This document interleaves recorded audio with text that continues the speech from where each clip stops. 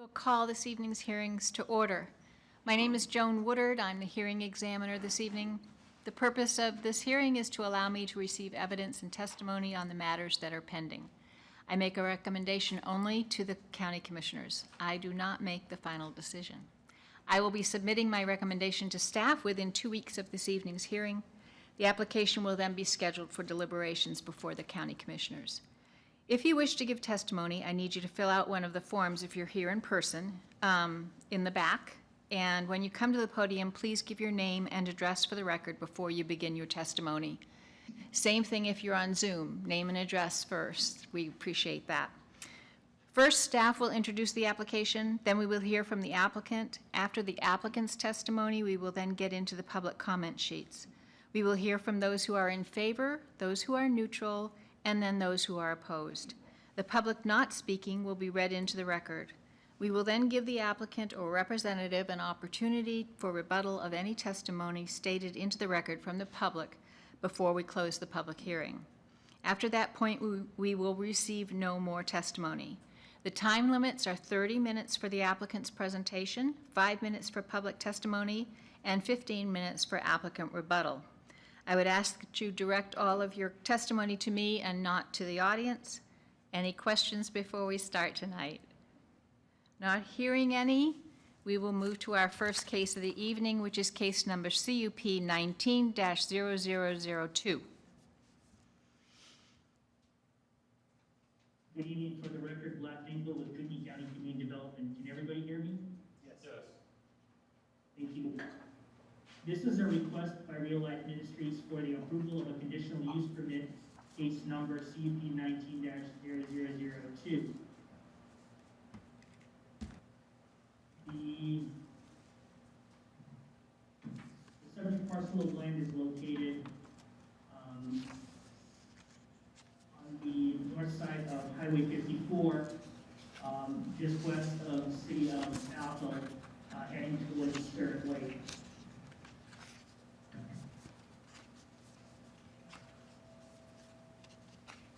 As I stated, this is a 20-acre parcel of land.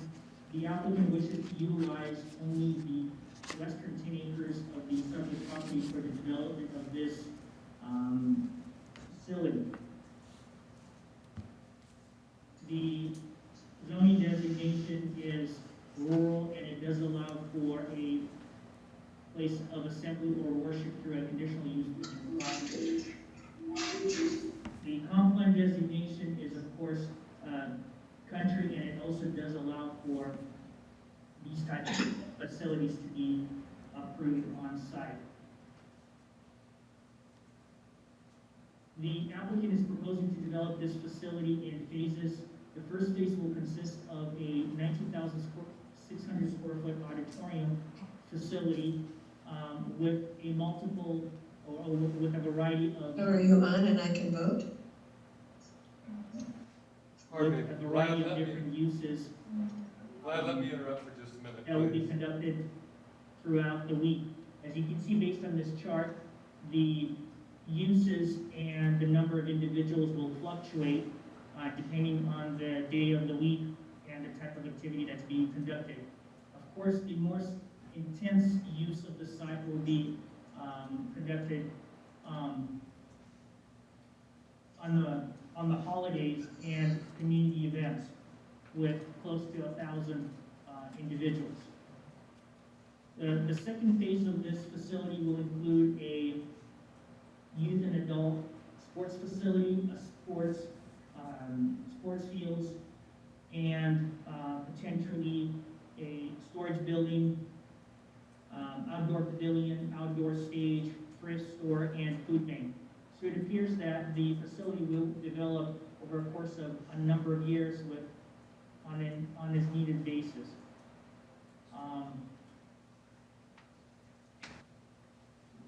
This is the proposed conceptual site plan that the applicant is proposing to develop. As you can see, the eastern 10 acres of this property will be left in its natural state, and it will not be affected by the proposed development. The applicant will construct the buildings and associated supporting facilities, including the parking lot area, for the benefit of this use. These are the proposed arrangements of the facility. The site is, as you can see on these photos, is vegetated. However, it's been locked over the course of years, and so some parts do have some sparse vegetation, while the others are heavily vegetated. The applicant intends to retain the natural buffer along the western and northern property line of the western 10 acres, and then they intend to comply with Article 4.6 of our code in terms of landscaping along State Highway 54. Staff has included that as a condition of approval as part of this request. During the agency comment period, we solicited comments from the Health District, Fire District, Building and Planning Division, Department of Environmental Quality, Idaho Transportation Department, and Idaho Department of Water Resources.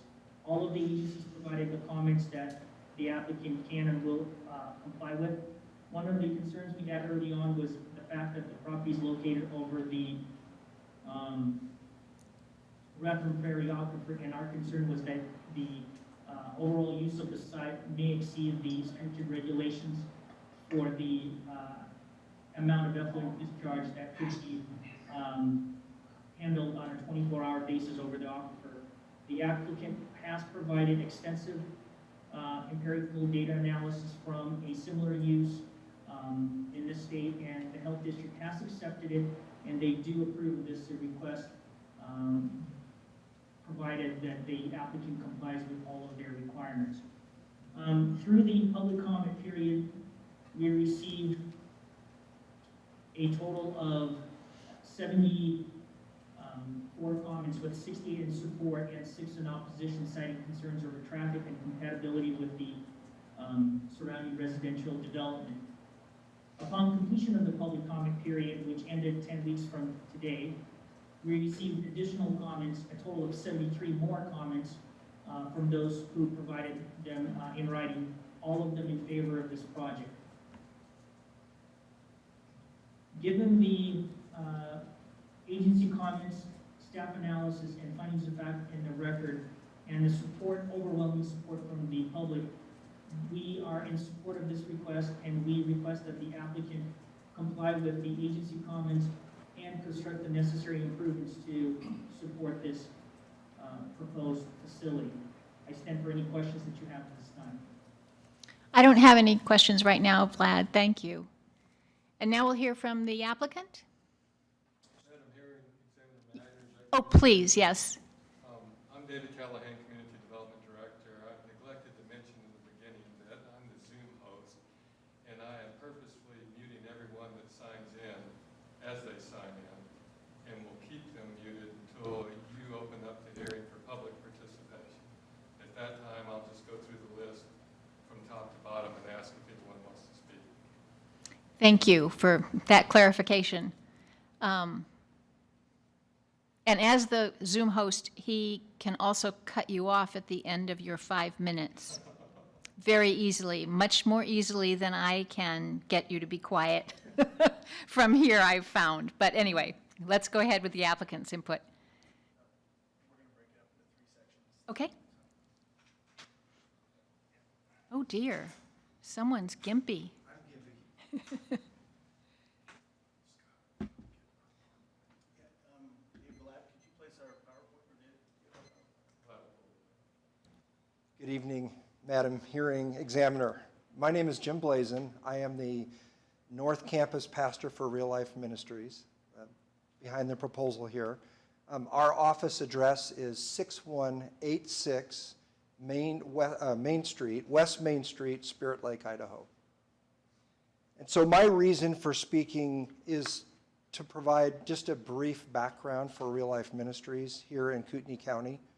And so we as a church have been serving in Kootenai County for over 20 years now, and we have, I believe, a very strong support and influence within this community based on just the opportunities we've had to come alongside people to serve, to create programs and ministries in the most practical way we can. And so there's many things that we've done, I believe, to help foster a healthy community within Kootenai County.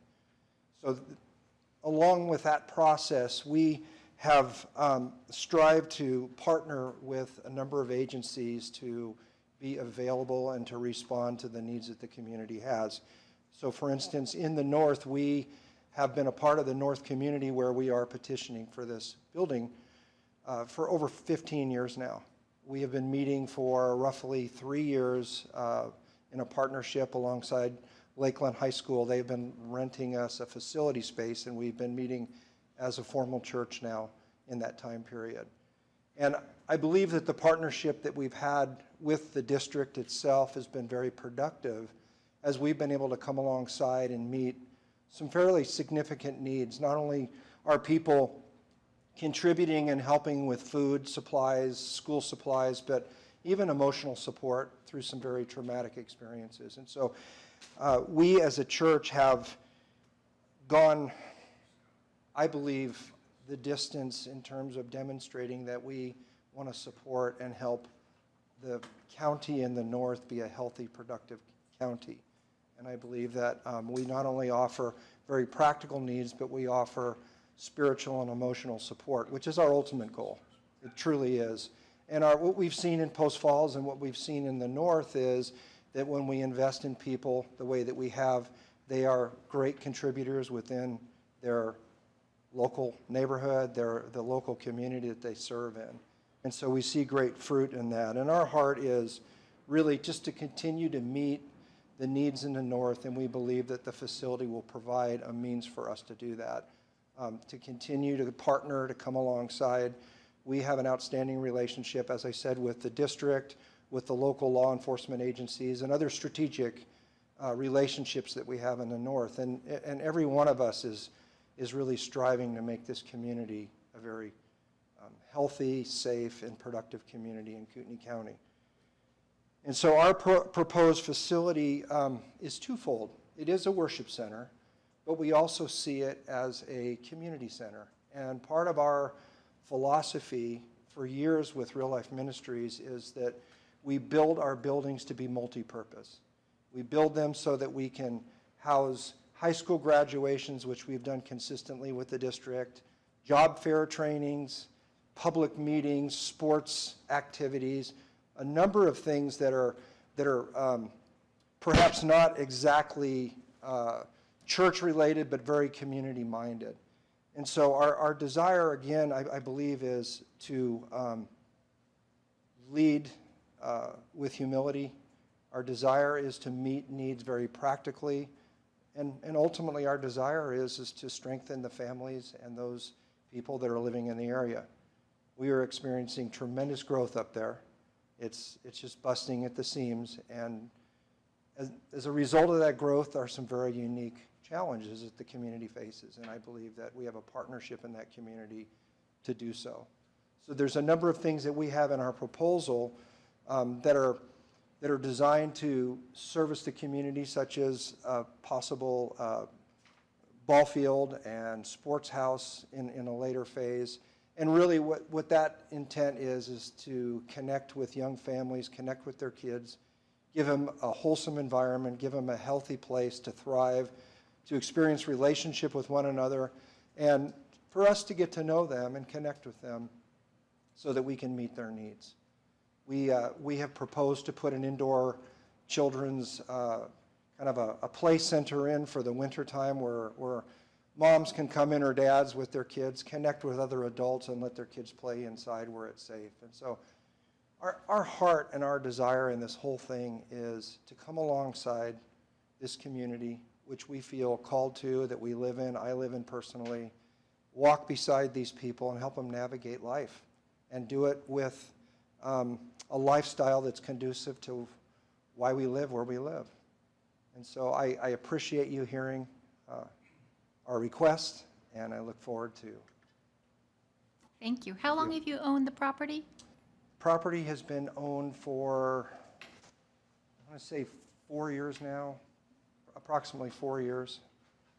Yes. So you guys have been anticipating Yeah, it's been a process for us. Yeah. We've tried to move through it judiciously. I mean, there's a number of things that we've had to meet in this process, but yes, Good. approximately 4 years. Thank you. All right, thank you.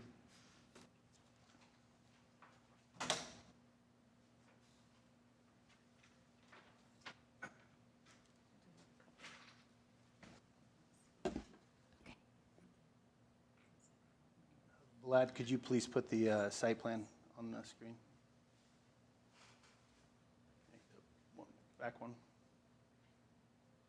The site master plan. There. Good evening, Madam Hearing Examiner Scott MacArthur, H2 Surveying and Engineering, 7600 North Mineral Drive, Suite 900, Coeur d'Alene, Idaho.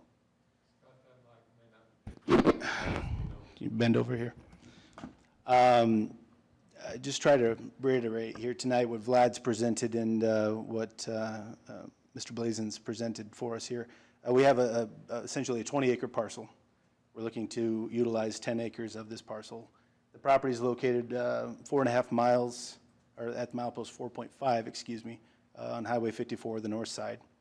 The intended use will be a place of worship, and as Mr. Blazen's presented to us, it's more of a community center. That's the way we've looked at all of our facilities. And Mr. Lanker will represent after me tonight, but he'll go into one of our more recent real-life facility developments in Pinehurst. Phase one of our proposal would include this auditorium, this portion of the parking lot, and a storage facility.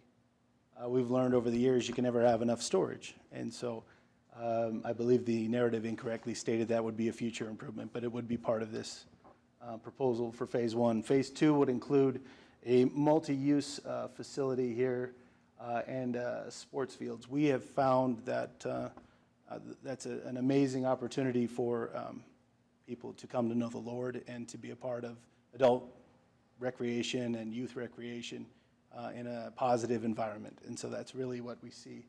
But the main focus here would be phase one for now with the auditorium and the storage facility. Future uses, I read in the paper this morning, it was funny, I didn't recall stating it, but we have a lot of uses on several of our facilities. We have food banks, we have thrift stores, we have child care, or not child care, but child facilities for, climbing facilities and different things. And so, in talking to the county, it's wise to, present that up front so we're not coming back to ask for later. And those are just opportunities that we have in the future. It's not something that we're looking to do now as far as a thrift store or food bank, but we are looking potentially for an outdoor pavilion to host guest speakers or just be a part of our worship process. But we do have community events, and we do provide those opportunities through our facilities, and so you just never know what it's going to bring. So we've seen major success with each of our projects, and we just want to make sure we continue that success as we grow our church in different areas. So one of the discussions we had prior to even coming forth to the county is we figured we better look at what this facility would do for the traffic. That's a major concern. We do front a major highway. We knew there would be some impacts to the traffic, and so we started working with ITD, and we started working with a transportation professional, and we generated a transportation plan to provide access to this site to have the least amount of impact. And so what you can see here at the bottom of the screen here would be an acceleration and a deceleration lane that'll be constructed to ITD standards. These triangles you see here are your site distance triangles. So the landscaping and your obstructions are excluded from that for safety. But what you don't see are the residential properties to the north that are in full support of this, that are going to use this same access point.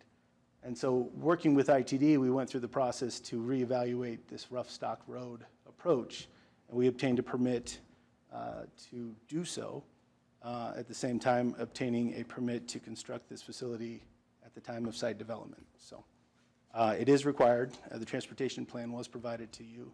It's very in-depth and a lot of information, but it was very well prepared, so. So we do have an ITD permit for that. Try to get through my notes here. It's important to also discuss utilities. A lot of sites, rural, typically do not have utilities that can support a facility like this. We're fortunate we are over the aquifer. We do have adequate water through the development of individual wells. We will be constructing a public drinking water system on this property, as we will serve more than 25 people. Part of this, the system will be developed in accordance with IDAPA code as far as Idaho public drinking water systems. The preliminary design calculations and assessments are currently in the works. The initial conversations have started with the Idaho Department of Water Resources. They're in full favor of this. The Department of Environmental Quality, we're moving forward with that process. Kind of, don't want to get the cart before the horse, so we're having this meeting, and then we'll continue those conversations. The proposed facility could use potentially during its peak up to a little less than 1,000 gallons per day of water. So that's not the major concern. The major concern is irrigation for landscaping and the fields, and so it'll push us over that threshold of water supply. And so the other portion that is important to note is we do have to develop an on-site fire suppression system. And so right now, part of our process is we're looking at there's several options when it comes to this. There's certain gallons per minute you must provide, and we're working with Timberlake Fire on this certain amount of supply. In this particular case, we designed a landscape pond that could provide that storage, but also serve as an amenity for the site, whether it's for visual or use or whatever. It's there. It's storage. It's strictly for fire suppression and landscaping. Potentially could serve our irrigation needs. We just haven't finalized that design. There's so many parts and pieces that go into it. So, but that fire suppression system would be designed and constructed as part of phase one. Sanitary sewer, we have applied for and received a permit to construct an on-site drain field that can serve this facility. The system would connect all the structures, and the system location right now currently is being located over here on the west, along the west property line. That's kind of the most suitable location. We have completed test holes on the property, and we worked with PhD, and they gladly provided us the permit in advance prior to applying for the conditional use permit.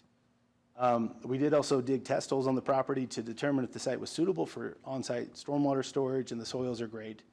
And so we have suitable soils for infiltration, treatment, storage. And then as far as your power, gas, phone, cable, there's no cable in this area, but power, phone, gas, what else do we have? That's basically it. They're all available in the public right-of-way.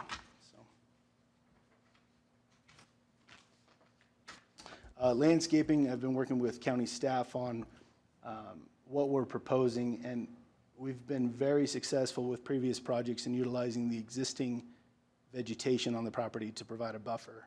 We don't want to impact any of the neighbors. We're looking to develop a facility on property that we own that meets those requirements. And so, as Vlad stated, we do want to utilize, and we will utilize, the existing native vegetation where possible, and we'll supplement with additional landscaping as needed to reduce any of the concerns and make sure that buffer is fully designed and constructed in accordance with county requirements.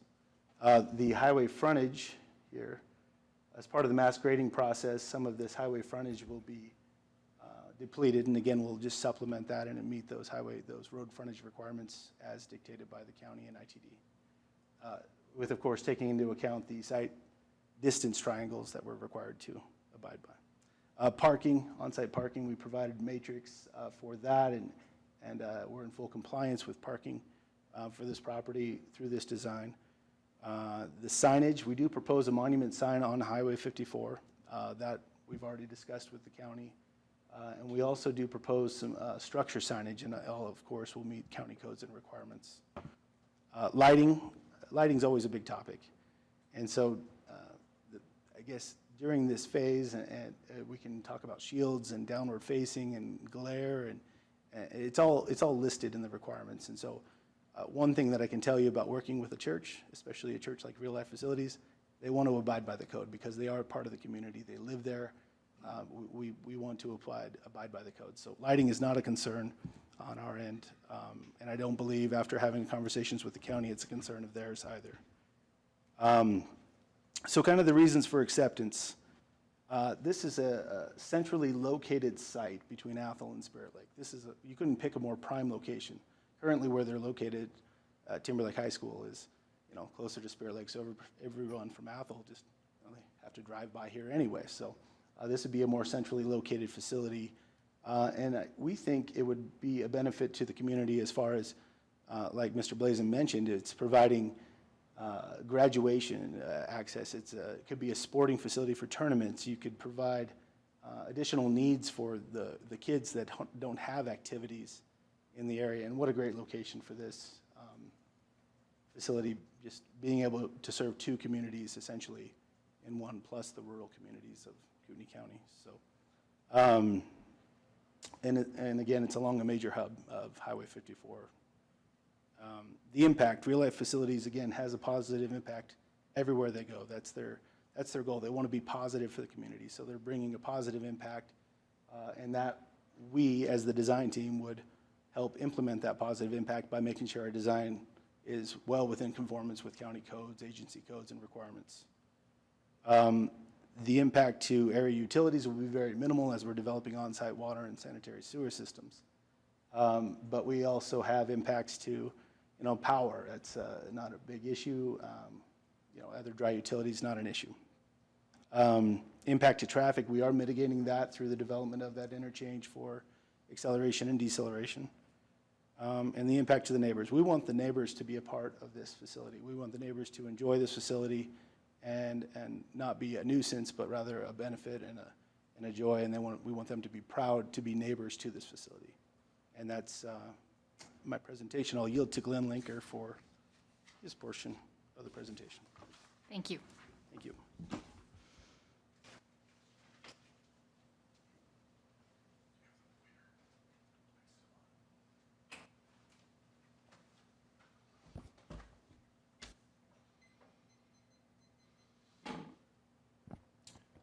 Good evening,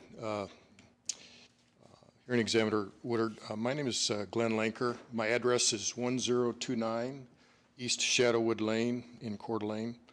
And I'm the architect on this project and have been fortunate to work with Real Life on several other facilities over the last 15 or 17 years. And I'm just here to add a few comments related to architectural issues for the proposed facility and its uses. Several years ago, Real Life, whose initial campus and main campus is in Post Falls, made a decision rather than continue to grow at that one location to disperse satellite campuses throughout the county and integrate those into community, smaller venues that would reach out and serve their local community and rather than one central location. And Real Life North, as a result of that decision, it's the second of these satellite facilities after Coeur d'Alene campus, which is located in an older, smaller church building on 4th. And so, as Jim mentioned, this property was purchased several years ago with that intent. And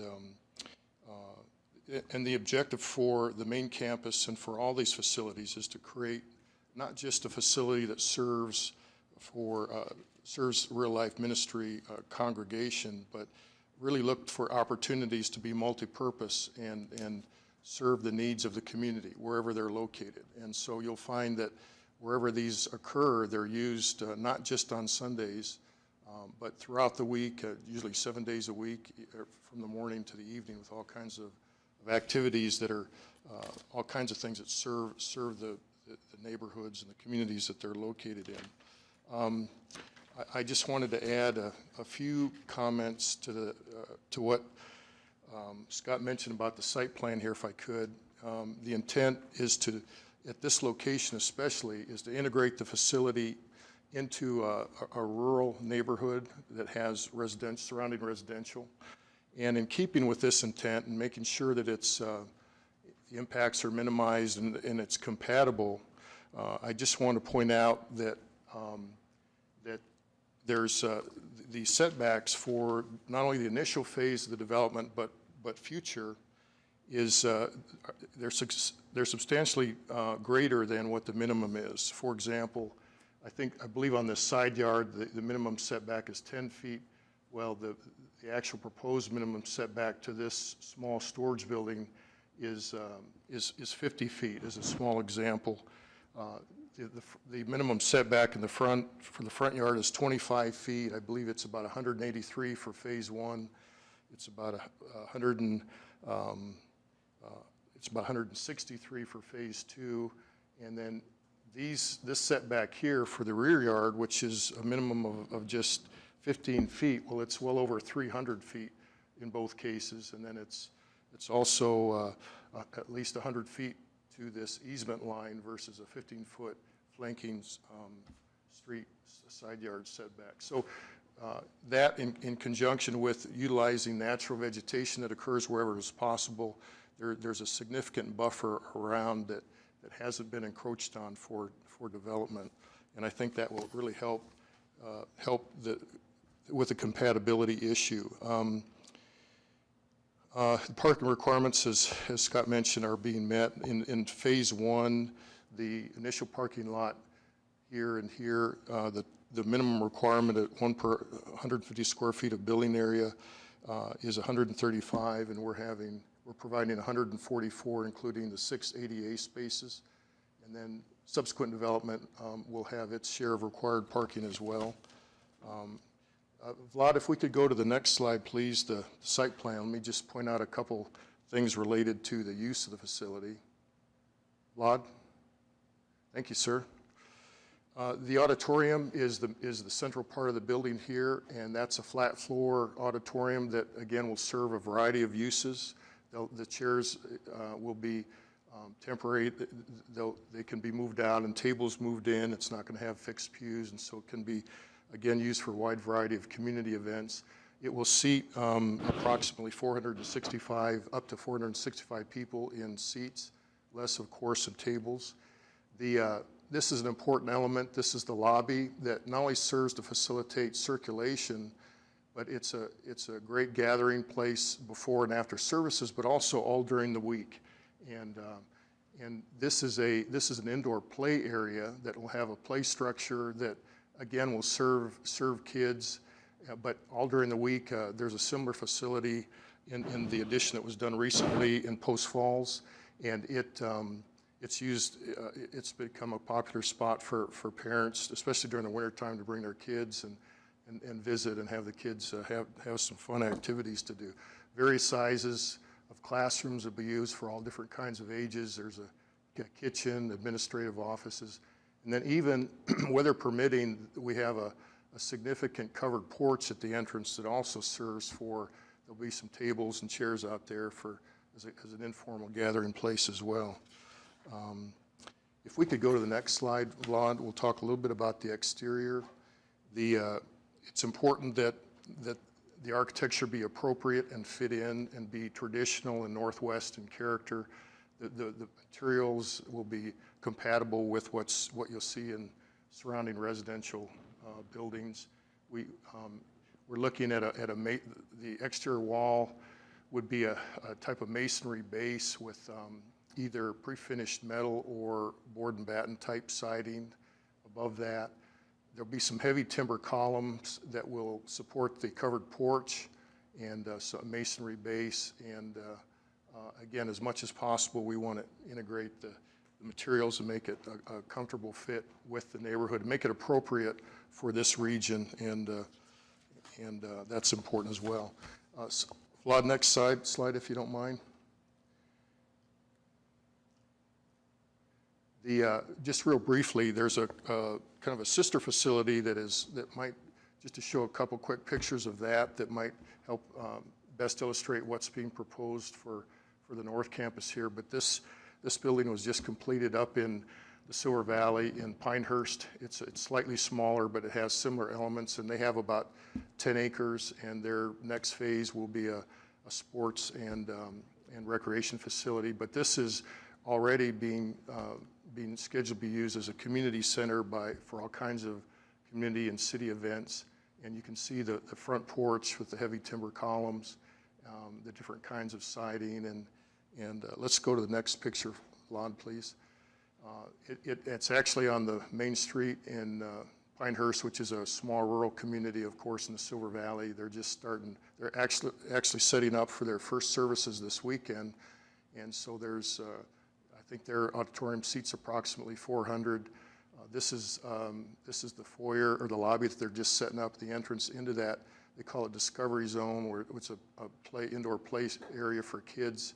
And so it's really serves young families well throughout the community. This is a picture of how they worked really hard as well, similar to what we're proposing, to preserve existing vegetation on the site. There's some beautiful cottonwood trees, and that area has been retained, the existing trees, and it's going to be set aside as a park. And on this site that Real Life North is proposing to use, there's a lot of outdoor area that will be used for those kinds of park activities, and that vegetation will be preserved. And then one last thing, Vlad, if you could go back to the slide that shows the location, if you don't mind. It's back toward the beginning. There you go. The only other, and we've had there's been a lot of great conversation and work done with the agencies, with ITD, with our traffic consultant, but something that this slide points out well is that if you look closely at the traffic report, and initially we had some driveway openings onto Highway 54 and worked with ITD. There's now substantial improvements in the way of ACEL, decel lanes, turning lanes, and so forth that Scott mentioned. But it's interesting that roughly 50% of the traffic is coming from the east and from the west. You see it's right in the middle of those two communities, so the traffic will disperse and be well balanced, and there's a lot of great advantages of this particular location, serving both communities, but being able to disperse traffic, and with the improvements on site, we'll be able to accommodate that with minimal impact. So thank you for your time and attention. Thank you.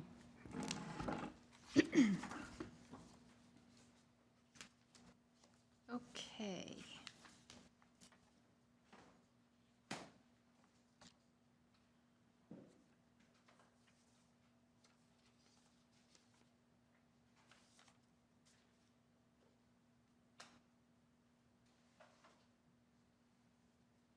All right. I have no other in-person forms for speaking. I have one that came in on an email. Rob Anderson, is he virtual?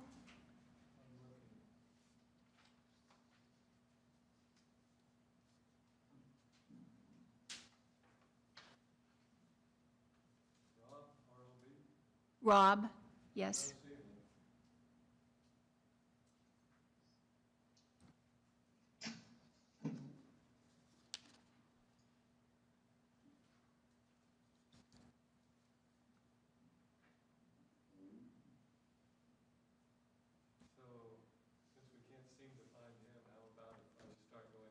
Okay, I have one other one, Robert Spencer. Do you see him?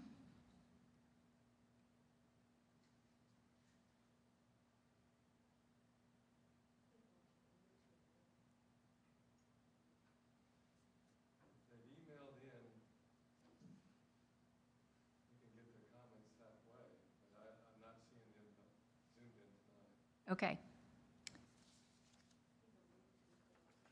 All right, so we can ask for other virtual attendees who would like to speak. I'll just start at the top of the list, unmute everyone, but all of you that are zoomed in, please keep your microphone muted unless you are ready to speak. At the very top of the list is Gigi, it looks like. Gigi, did you have anything you wanted to say?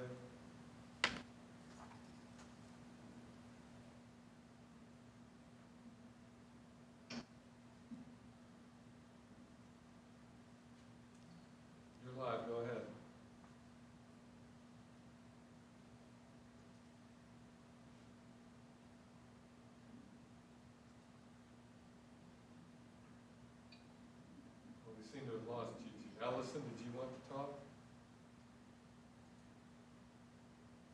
Allison Harmon, Terry Zimmerman. I'm here, I don't need to say anything. Oh, okay, thank you kindly. Christopher Berry. Yeah, Christopher Berry and Jennifer Berry. We reside in 31084 North Carabel Road in Apple, and we are in support of this development. Anything else? Well, thank you. No, sir. Thank you kindly. Next would be George Brown.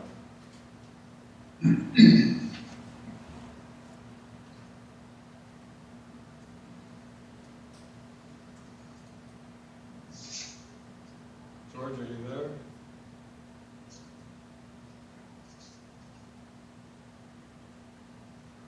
Kathy Flint?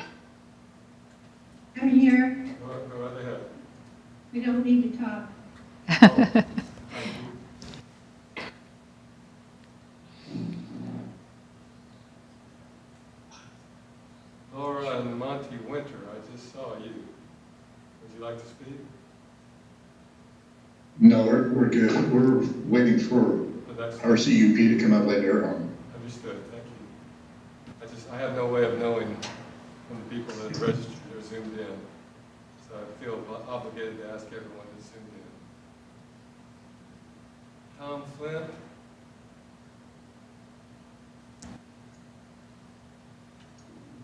I Go ahead. don't need to address the Real Life Ministries. Okay, thank you. Ray Griffith.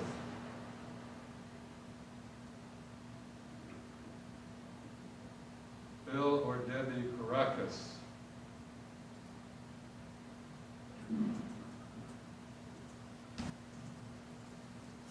Yeah, we don't have a comment on this. We're waiting for our case to come up. Okay, thank you. Thank you. Cheryl Sorensen. I have nothing to say. I'm waiting for the next case. Thank you. Looks like everyone else has kept their microphone muted. I'm going to unmute all, just make sure I'm not missing anyone. Is there anyone else in Zoom that would like to speak to this item? Just go ahead and announce yourself and your name and address.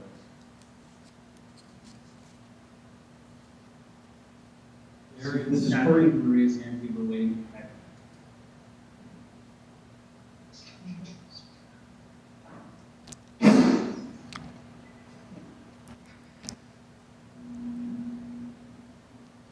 Is there anyone else who would like to speak to this item? Yeah, this is Corey Spear. I reside on 32745 10th Avenue in Spirit Lake, and I'm for this project. Thank you. Anyone else?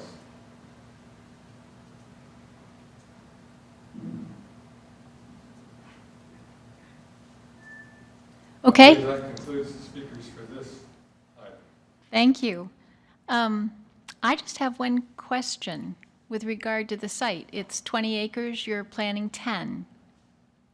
What's the long-term thinking about the other 10? Madam, the long term would be. Could you come to our microphone? Oh, I'm sorry.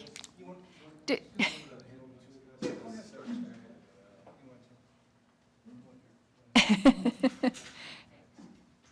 Gotta help these guys. Yeah. What we're doing with the 20 acres is that's how we're utilizing our septic system. We have a 20-acre piece of property. We're allowed Okay. effluent for every 5 acres. So, and then I believe we'll utilize some of it for maybe just some natural, resources, just access, recreational use. Take full advantage of Mother Nature. Great, thank you. All right, then that brings the hearing on case number CUP 19-0002 to a close. Thank you very much. Our next case is CUP 19-0007. I think that's Vlad as well.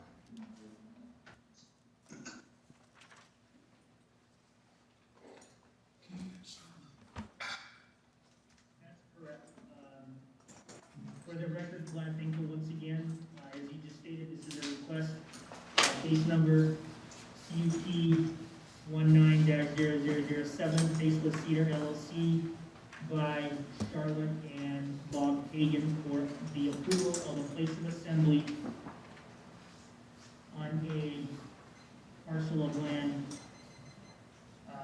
that is 47 acres in size, located on the east side of Fort Wayne Lake, south of the intersection of Burma Road and Harlan Bay Road, which provide access to this property. As you can see, based on the vicinity map and aerial overlay map, the subject parcel of land is irregular shape. A majority of this property is heavily vegetated with an area that is an open meadow that is devoid of trees. This area was, according to the applicant, used as an area to place fill from overburden that was left off from the improvements to Burma Road right-of-way improvements in the recent past. The main access to this property is off of Harlan Bay Road via an existing driveway that has been utilized historically. There was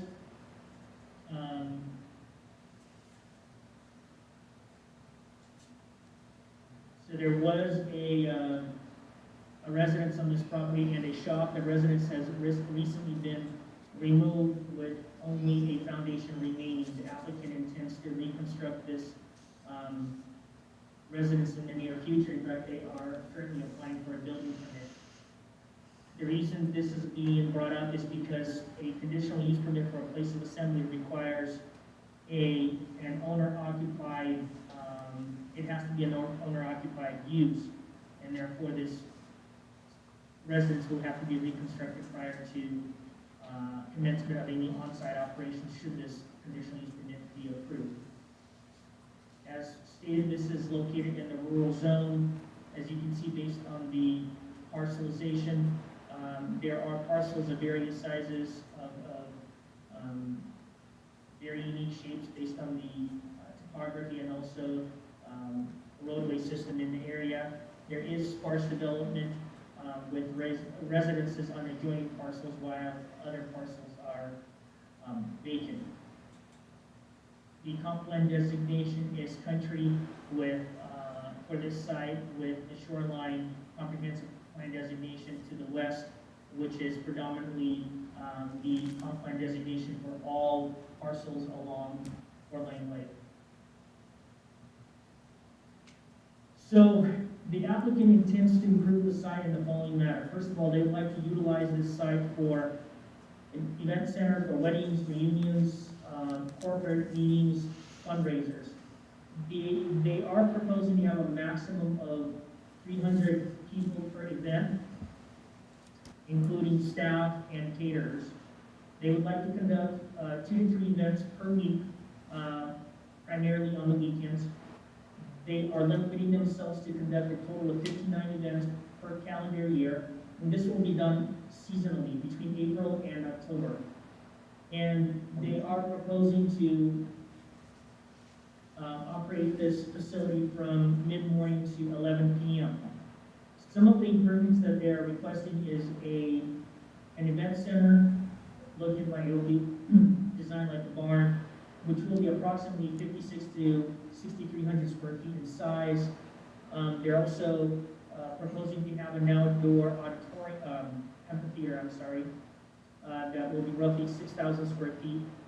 And they are proposing a parking area for these 2 facilities.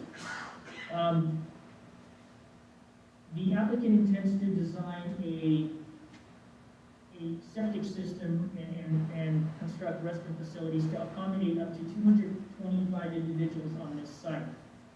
They are proposing a non-pressurized system, which the health district official advised staff that can be feasible based on the preliminary assessment of the soil conditions at the property.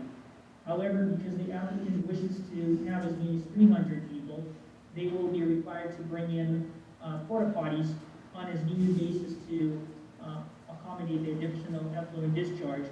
if they have at any point over 225 people up to 300. And that has been discussed with the applicant and also the health district.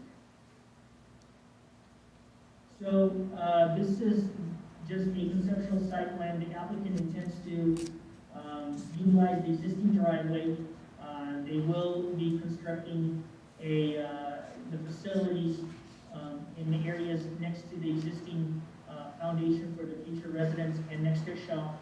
Neither of these two structures will be used as part of the commercial operation, but they will be constructing these residences or these structures in close proximity to where the shop is. They will be utilizing the meadow area where the field was placed as an area for outdoor recreation. It has a great view of the lake if the application is approved. This is just a schematic of what the structure may look like if it is going to move forward. These are the photos of the site. The topography of on this property varies. It does have, like I said, relatively flat areas, and it does have some steep slope. But it is fairly well buffered with, being 47 acres in size and having plenty of vegetation along the parcel boundaries. So in the agency comment period, we solicited comments from the list of the agencies that you see on the screen. The health district, as I stated, has issued a preliminary approval, and the applicant would have to comply with their requirements for the maximum limitation of a non-pressurized system. The fire district provided comments for accessibility, fire flows, and building construction. Building division provided comments in terms of building occupancy and construction type. Department of Environmental Quality provided comments about the need to comply with the public water system requirements. Idaho Department of Water Resources basically stated that as long as they utilize one of the existing wells on site for purposes of providing domestic water supply, that they would have to apply for a water right. These comments that I just addressed do not present any problem from a staff standpoint. However, as we move forward with the East Side Highway District comments, I'd like to start up with some of the chronology that transpired over the course of last year. This application was made last summer, and it's been close to a year in the making for us to get to this point.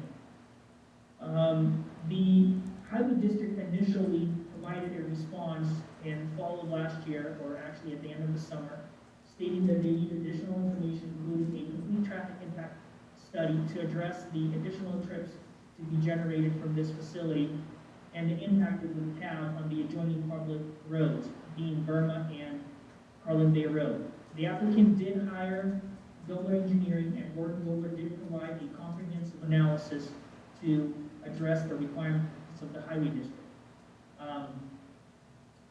And in their recommendation, the engineer of record stated that, in his view, based on the assessment of the impacts, the level of service would not be diminished or compromised, and therefore, in his view, no additional off-site improvements would be necessary to Carlin Bay Road or Burma Road. In review of that, the Highway District responded with that they disagreed with the analysis and that they are requiring that the applicant make the following dedications or improvements, which are before you on the screen. One of which would be paving half of the Carlin Bay Road right-of-way, dedicate additional right-of-way of 5 feet, dedicate additional utility and drainage easement of 10 feet, and in addition to that, complete further analysis of the traffic impact study to analyze whether right turn lanes off of Burma Road and Carlin Bay Road would be necessary to mitigate the impacts associated with the proposed impacts. And in a follow-up letter, which is greatly explained in detail in the staff report, the Highway District does cite increase in traffic percentage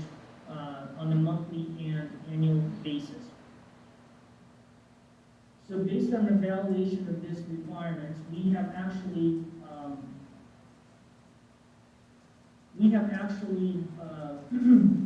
spoke with the applicant and also spoke with the highway district.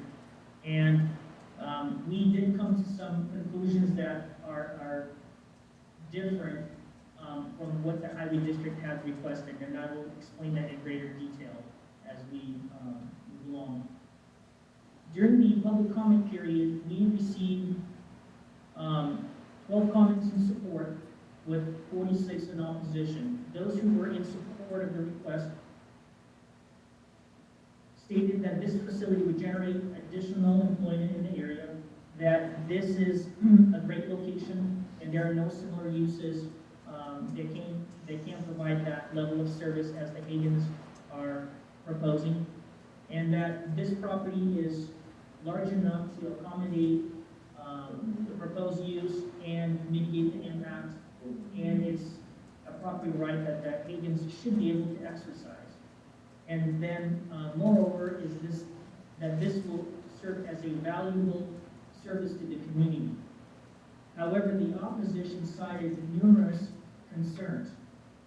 They state that the facility would generate additional traffic, create noise, it's not compatible, it could be considered an eyesore, the number of people could cause for a potential trespass or crime, create a public safety issue, require additional road maintenance to Harlan Bay Road, could potentially be an air quality concern. It could potentially cause for stormwater runoff, be a fire risk, wildlife impact, and I think it's Turner Bay that could potentially be contaminated, and the last but not least, it could set a better precedent. So while reviewing all of these comments, staff makes the following analysis. While we do understand the concerns that are raised by the highway district, we believe that the improvements required outside of the improvements to the access approach to the site, the improvements to the road, and the remaining exactions such as road right-of-way dedication and utility easement dedication, in our view, would exceed the rough proportionality nexus test based on the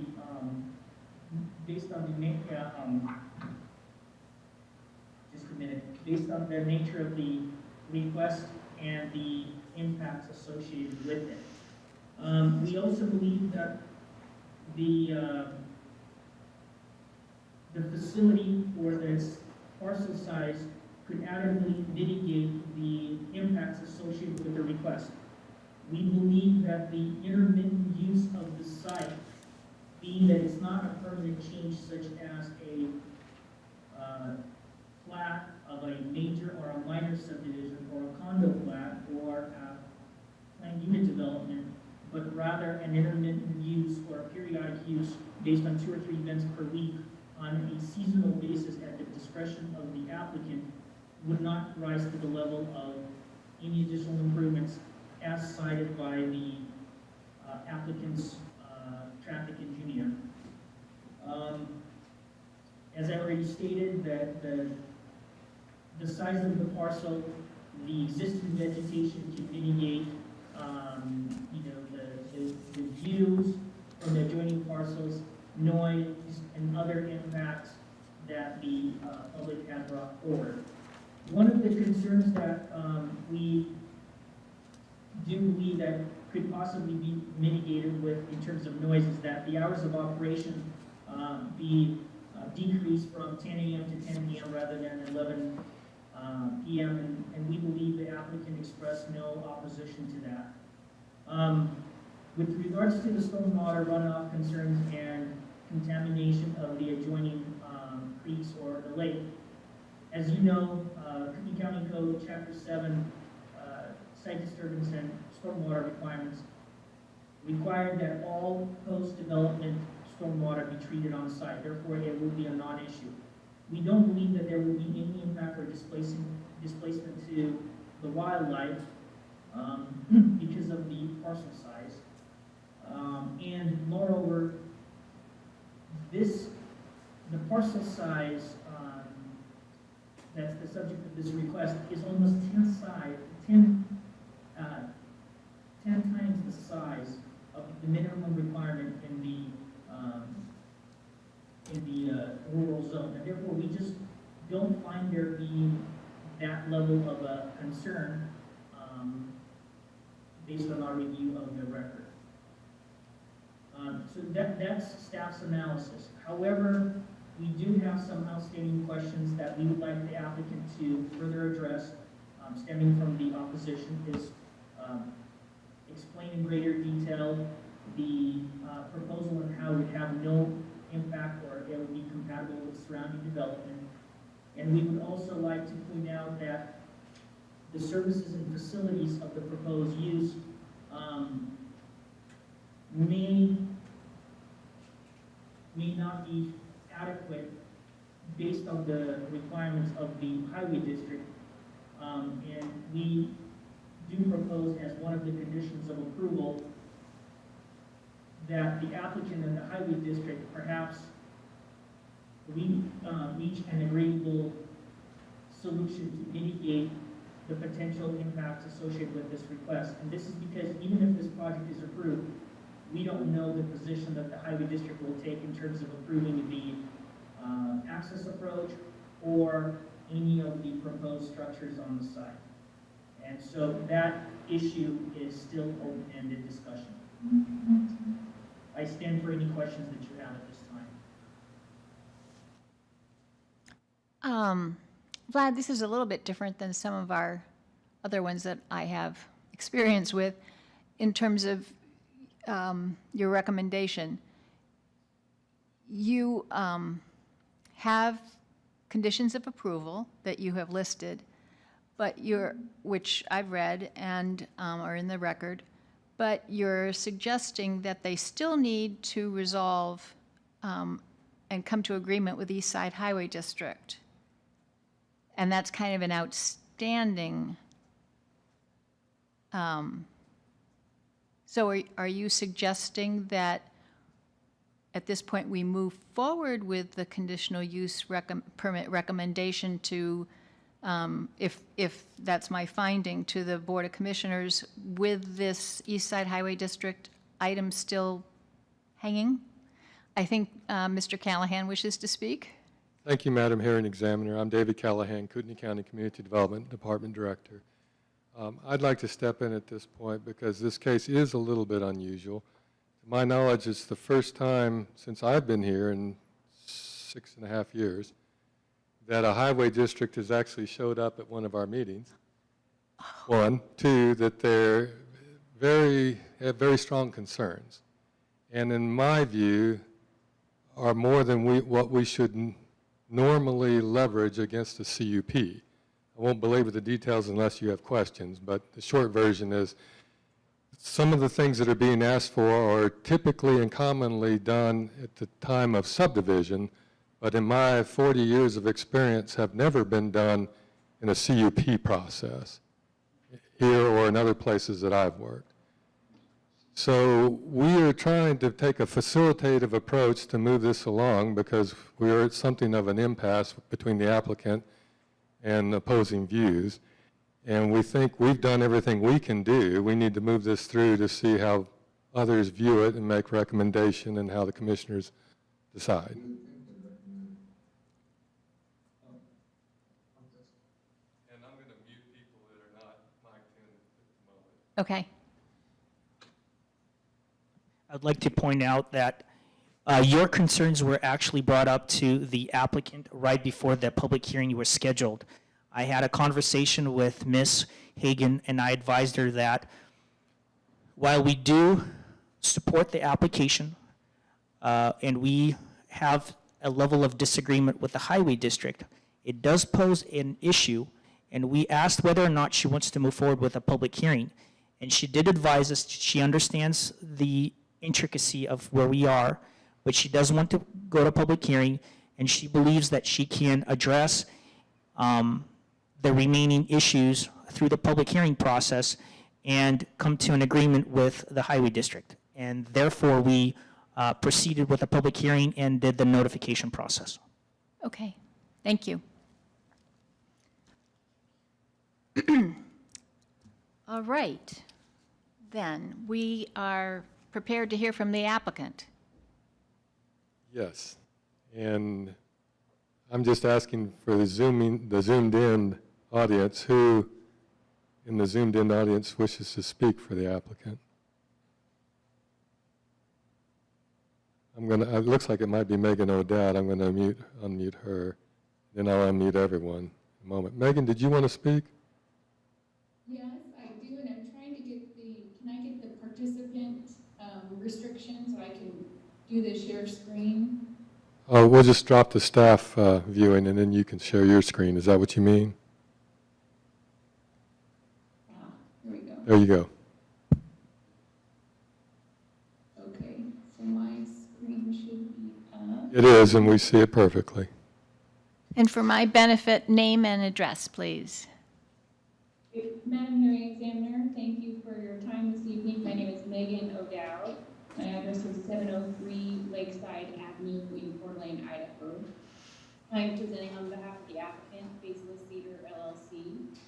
I'd like to thank staff for all their time and effort. This is a complicated one, but I think we can get through this, and they did a great job on the presentation, and I think I can skip several slides now, so thank you, Vlad, for all your hard work.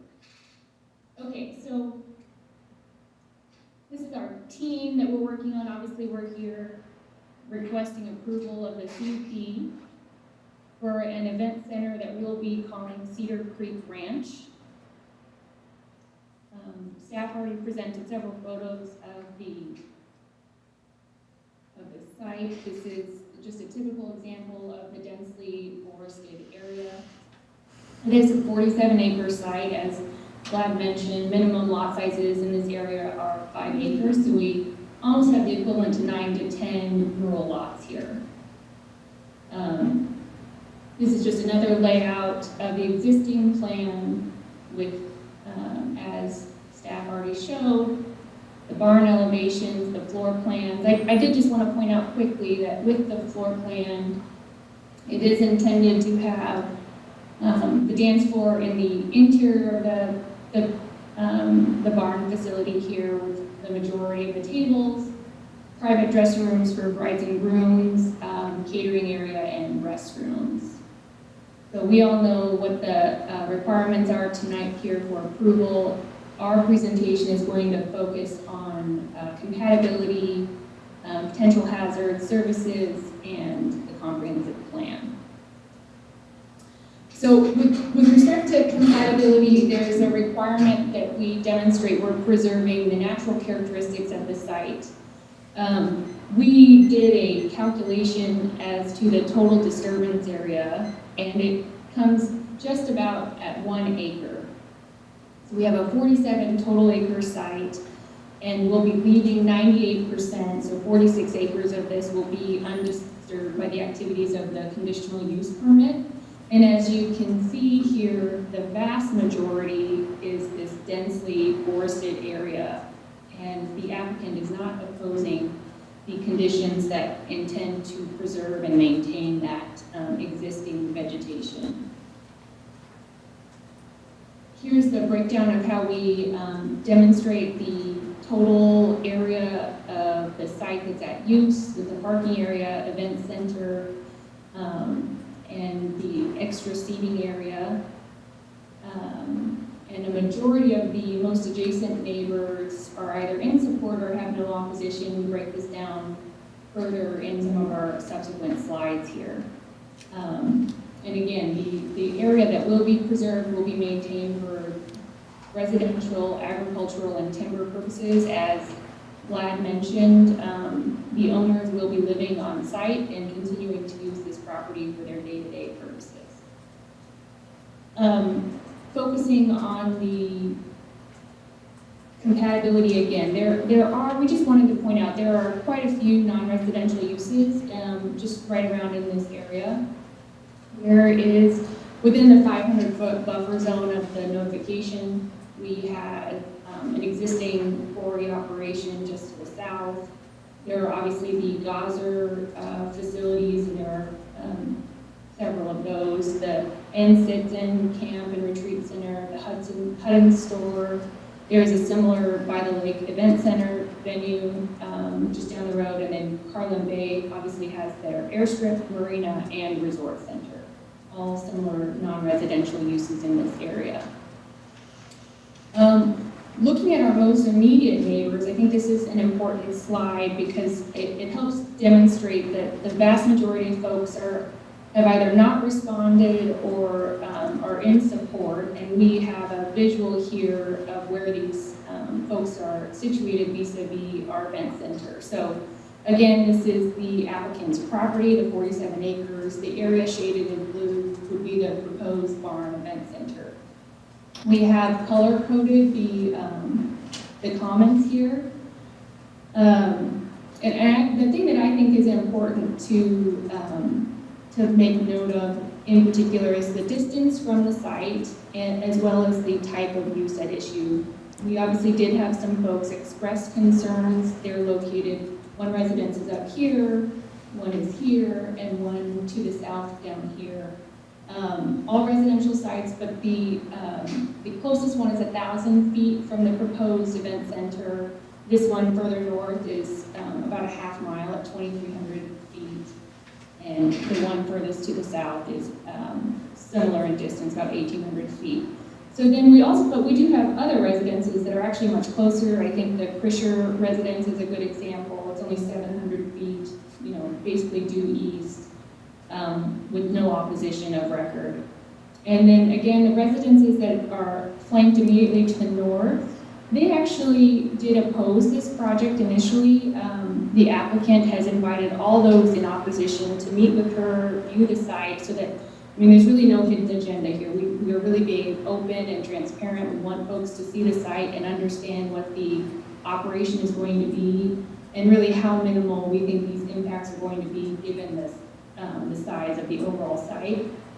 So the Morrisons did do that site visit, and they actually wrote back to the county and changed their comments to a minor, mild concerns, with primarily concern about the viability of the project. And that's obviously something that my folks will consider as they go. So the remaining color coding in gray, no comment, and then we've got the folks in support. This is a residential property due west in favor, and a property to the south as well in support.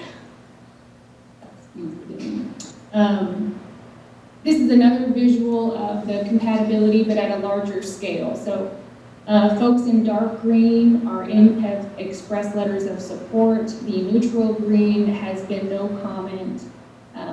Yellow would be the minor concerns, and those that are red are opposed. So again, just a great visual to help on a very large scale demonstrate that in this rural zone, overwhelmingly we do have compatibility with the use at issue here. The other concerns that we heard address are crime, trespassing, stormwater, wildlife, and noise. With crime and trespassing, we think that there are several points here that should help alleviate these concerns. A primary one is just the intermittence of the use. The applicant has already limited this to no more than 59 events per year. So we're talking about 16% absolute maximum capacity, no more than 300 people at a time. And I think that just as a practical matter, again, the applicants will be living on site and monitoring these events firsthand. They'll be ending at 10 p.m. And as always with these types of concerns, we encourage folks to report any suspicious activity. Frankly, our applicants would be doing the same thing. So we think those can all be adequately addressed given the current parameters on the project. Stormwater, and I think Vlad has already addressed this and did a great job. It's 47 acres site. We fully recognize that we have to treat and maintain everything caused by our impermeable surfaces. We have lots of space to do that, and we're happy to oblige the condition proposed on that one. Same with the wildlife habitat. Again, it's a 47 total acre site. 98% is going to remain in that densely forested, undisturbed setting. And the applicant agrees and wants to maximize that open space area, so she has no opposition to condition 812 to maximize that. Noise and traffic, we have quite a few more slides, so we'll look at those separately. We definitely have heard the concerns about noise. We wanted to start just by pointing to county code. I mean, I think code addresses this already. There's a maximum noise threshold for event centers. It has to be at 75 decibels at every property line.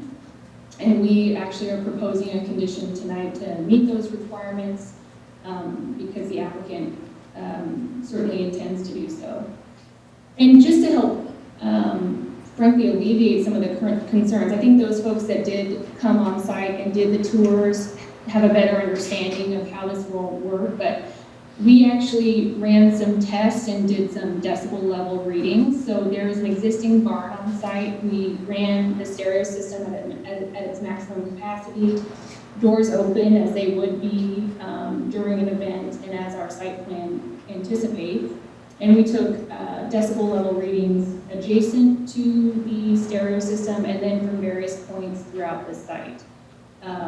So here, well, we've got several slides here that take us through those readings. So this northeast corner, if you can see here, the column on the left will be the consistent reading. It hovers right around 100, which is a food blender. So it's noisy. That's what you're going to hear right at the wedding venue at its loudest.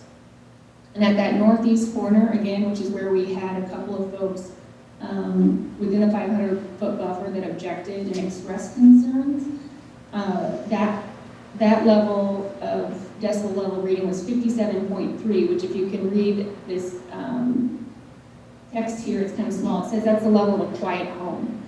So again, we did this to hopefully assure folks that it really, due to the vastness of the site and all of the existing tree buffering, I think the noise level is going to be minimum and unintelligible at best. So again, left column remains the same.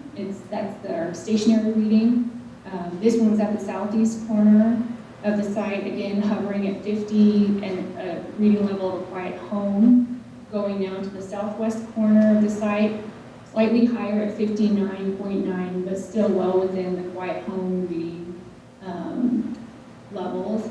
And then this north property line, again, this is near the boundary with the Morrisons, and it's 46.6, which is actually even quieter, and it's deemed a quiet whisper.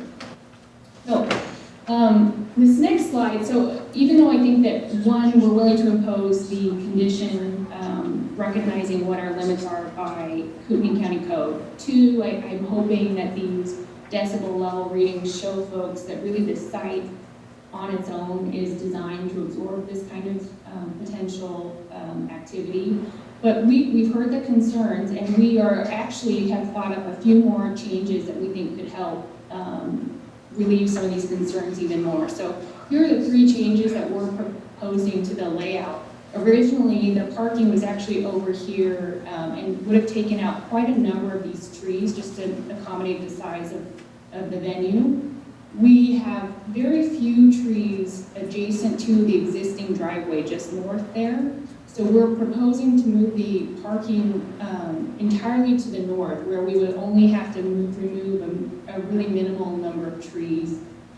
We also have proposed rotating the barn 90 degrees to the south, so that when it opens up, you're opening directly to the thick line of tree vegetation there.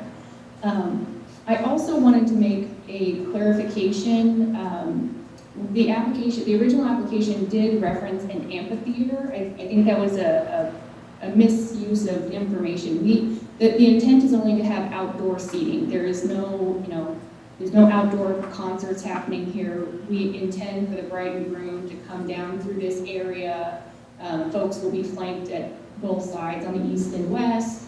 The minister would be officiating in the front there. and then again, moving inside for the dance floor. So it's largely a seating area, and I just want to make sure that's clarified in the record. So moving on to probably the other largest concern that we heard was traffic. We heard concerns with speed, impaired drivers, volume, and then we'll separately talk about the East Side Highway District. With respect to speed, we certainly recognize that Burma has a 35-mile-an-hour speed limit. Carlin Bay is at 25. Again, I think our folks will be doing the same things, but we encourage everyone, if they see speeding on this road, please contact the sheriff. We certainly don't want people speeding any more than anyone else, and you know, that's the proper venue for that concern. Is if folks are speeding, that's what law enforcement is here to do. Same with impaired driving. We certainly don't want to deal with that at all. So again, if there are ever concerns about that, we will be contacting the sheriff, as should folks around the area. In terms of volume of traffic, and we will specifically address some of the details of the traffic impact study, but the key point is the Burma Road, Carlin Bay intersections are at level of service A now, and they will be during the maximum use of this project as an event center with 300 people. So again, we think that limiting the capacity of 300 people and then just the time of operation, 10 a.m. to 10 p.m., our folks will be on site and be able to help monitor all of these issues. So let's talk about the East Side Highway District. Again, I just want to thank staff. This is a complicated and one somewhat unique position, I think, for all of us to be in. I just want to highlight a few key points again. We are not here asking for subdivision approval. This is a conditional use permit, so it's an approval for intermittent use of the land for conditionally approved use.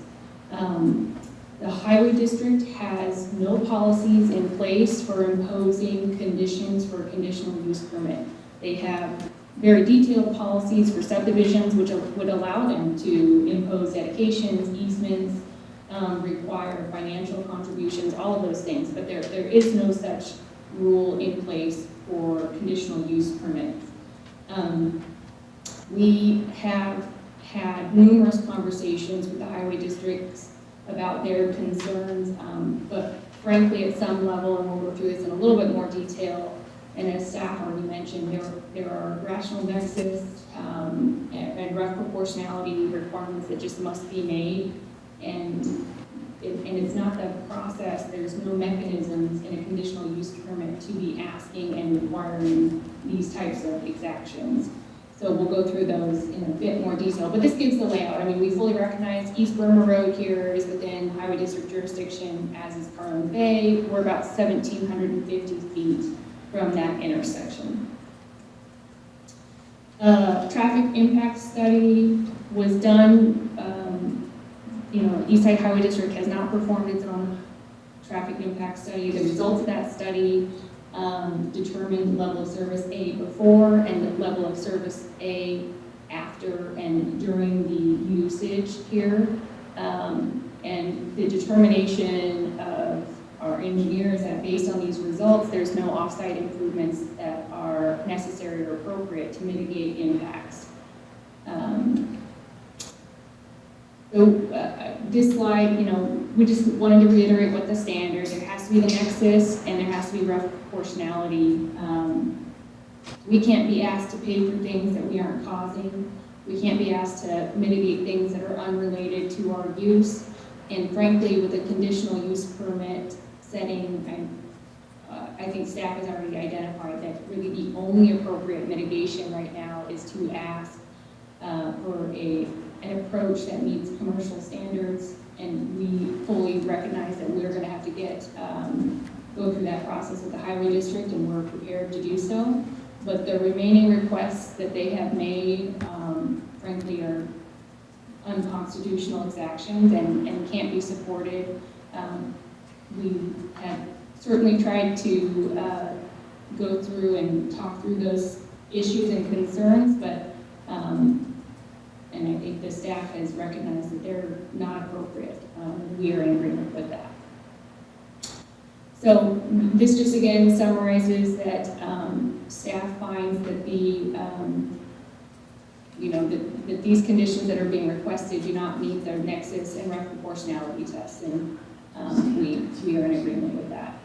Due process is something else that we just have to point out here. So obviously every applicant has the right to an unbiased process, has to be fair, open-minded, no predeterminations of the outcome. There have been some concerns in this process, both by the East Side Highway District and the East Side Fire District. We have an acting supervisor of the Highway District that has personally submitted comments in opposition of this CUP, and these types of comments reflect the potential bias that could potentially deny the applicant of due process. There are similar concerns with the Highway District and the level of comments that have been made by chiefs, deputies, and employees. And the standard for the county here is to just ensure that the applicant is going to receive a fair and unbiased process. And so it's really going to have to weigh those considerations in light of the requests being made. So let's talk about the site constraints. We heard concerns with Turner Creek and wildlife management. We've addressed, I think both of these already, but just to reiterate, stormwater management will be addressed through a permitting process, and we are prepared to do that. In wildlife, we are going to preserve 98% of this site in its densely forested setting. And again, there's a great visual of what it's going to look like. So services and facilities. Panhandle Health District has already done its preliminary site evaluation. We can accommodate up to 225 people with a 1,500 square foot drain field at 47 acres. We have plenty of space for that, and already have a location that we would like to use that for. There will be porta potties for anyone in excess. And we're prepared to accept the proposed condition to go through this permitting process with the Panhandle Health District. Water services, same thing. Applicants not opposing any of the proposed conditions with Idaho Department of Water Resources. Should a use be commercial, we'll go through that process and get it permitted.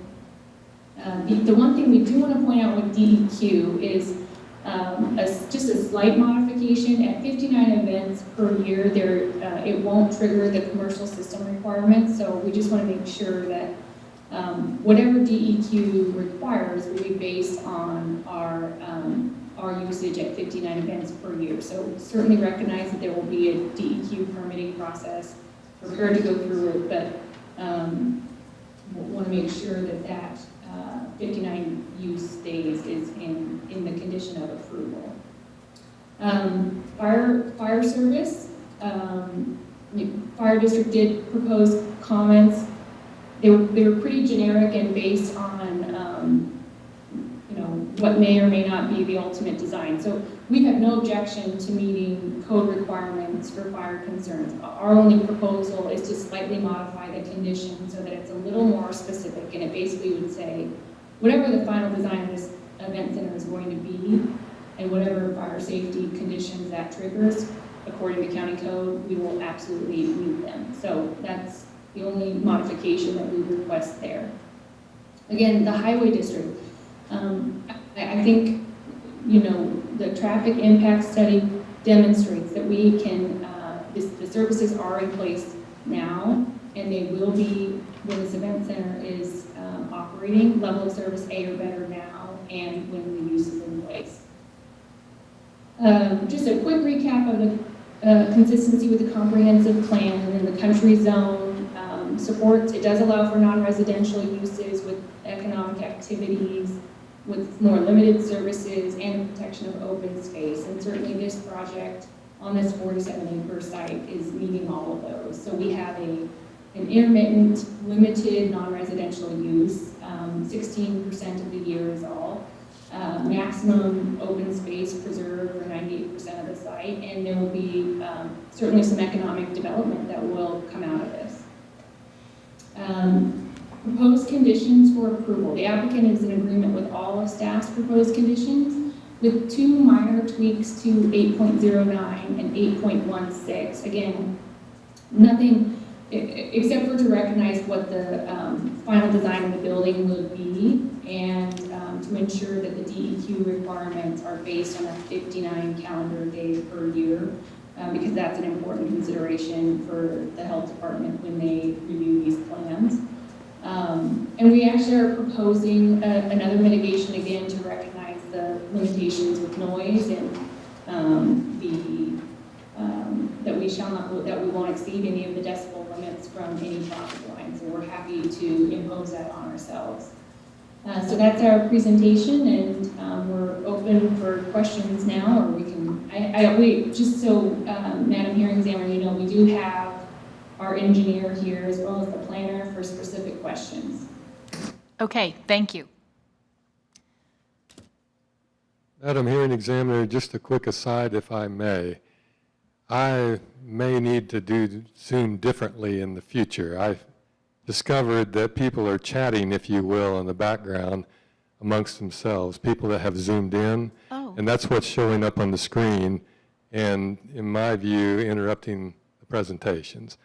So at this point, if you have Zoomed in, if you would kindly refrain from chatting in the background, if you will, while presentations are going on, that would help, in my view, immensely, because it's just distracting. It's hard to stay focused when little things pop up on the screen every few seconds. And if we were live in this room, we would not have chatting. We wouldn't allow that. Yeah. And then the next hearing after tonight, I'll see if there's a way to just eliminate that sort of background noise, if you will. So at this point, I gather, unless you had something you wanted to go further into, questions, the applicant or staff, I think we open it up to the public. Yes. Okay. So I have Ren Weymouth, who is opposed and wishes to speak.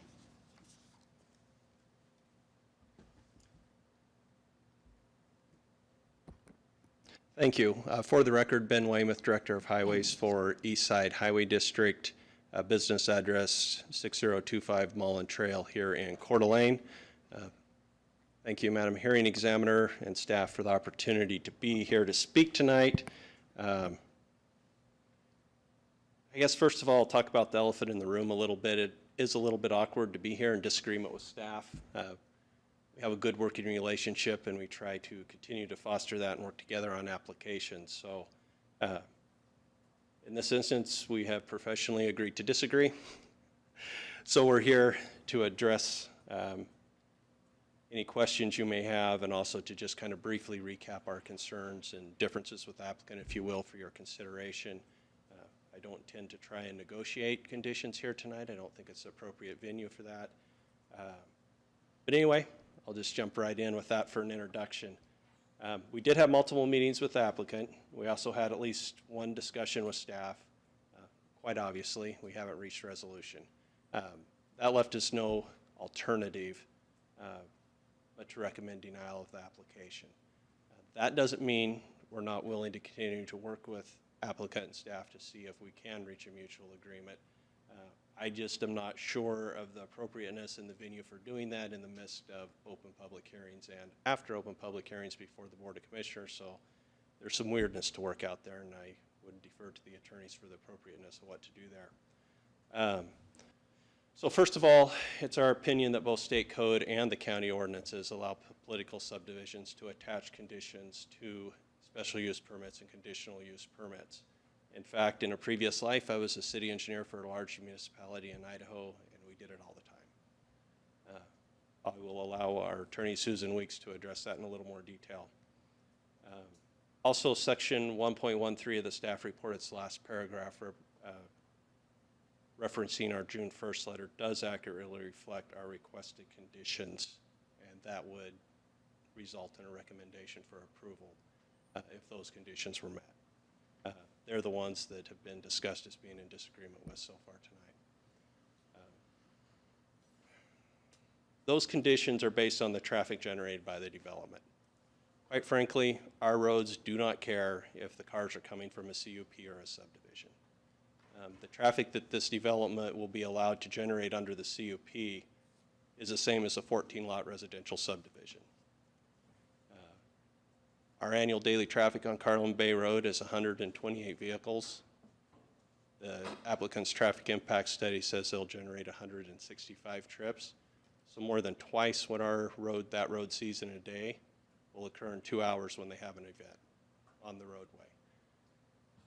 We believe that gives us a nexus, amongst other reasons. But frankly, we are going to see a major impact to our roadways, and that has our concern. So the other thing I wanted to say is that if this was a subdivision, we'd be asking for the exact same conditions. And those conditions are meant to mitigate the effects of the proposed development. There are kind of two different branches of conditions. The first are what's addressed in the district standards to bring the roadway to those standards, which it doesn't meet today. The second group of conditions we've asked for are based on safety considerations. That's where the turn-bays come into play, and that's based on industry standards for turn-bay warrants relative to safety. One big misunderstanding I think is going on, and I've heard referenced several times, is that the intersection operates at level of service A and will continue to operate at level of service A. I don't disagree with that, but I also want to point out that that level of service is solely based on vehicle delays at the intersection of Carlin Bay Road and Burma Road. The traffic study they produced did not address their site access, and it did not address Carlin Bay Road, which we have previously pointed out for what it's worth. So let me look through some of my notes here real quick and see if there was anything else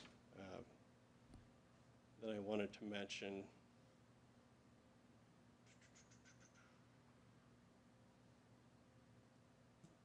I struggle with the intermittent use concept. The CUP allows them to hit their maximum use. That's how we have to analyze traffic and its impact to our roadways. And again, that amount of traffic, we don't, and our roads don't really get too concerned with what is generating it necessarily. We're concerned with the fact that it is indeed on our roadways.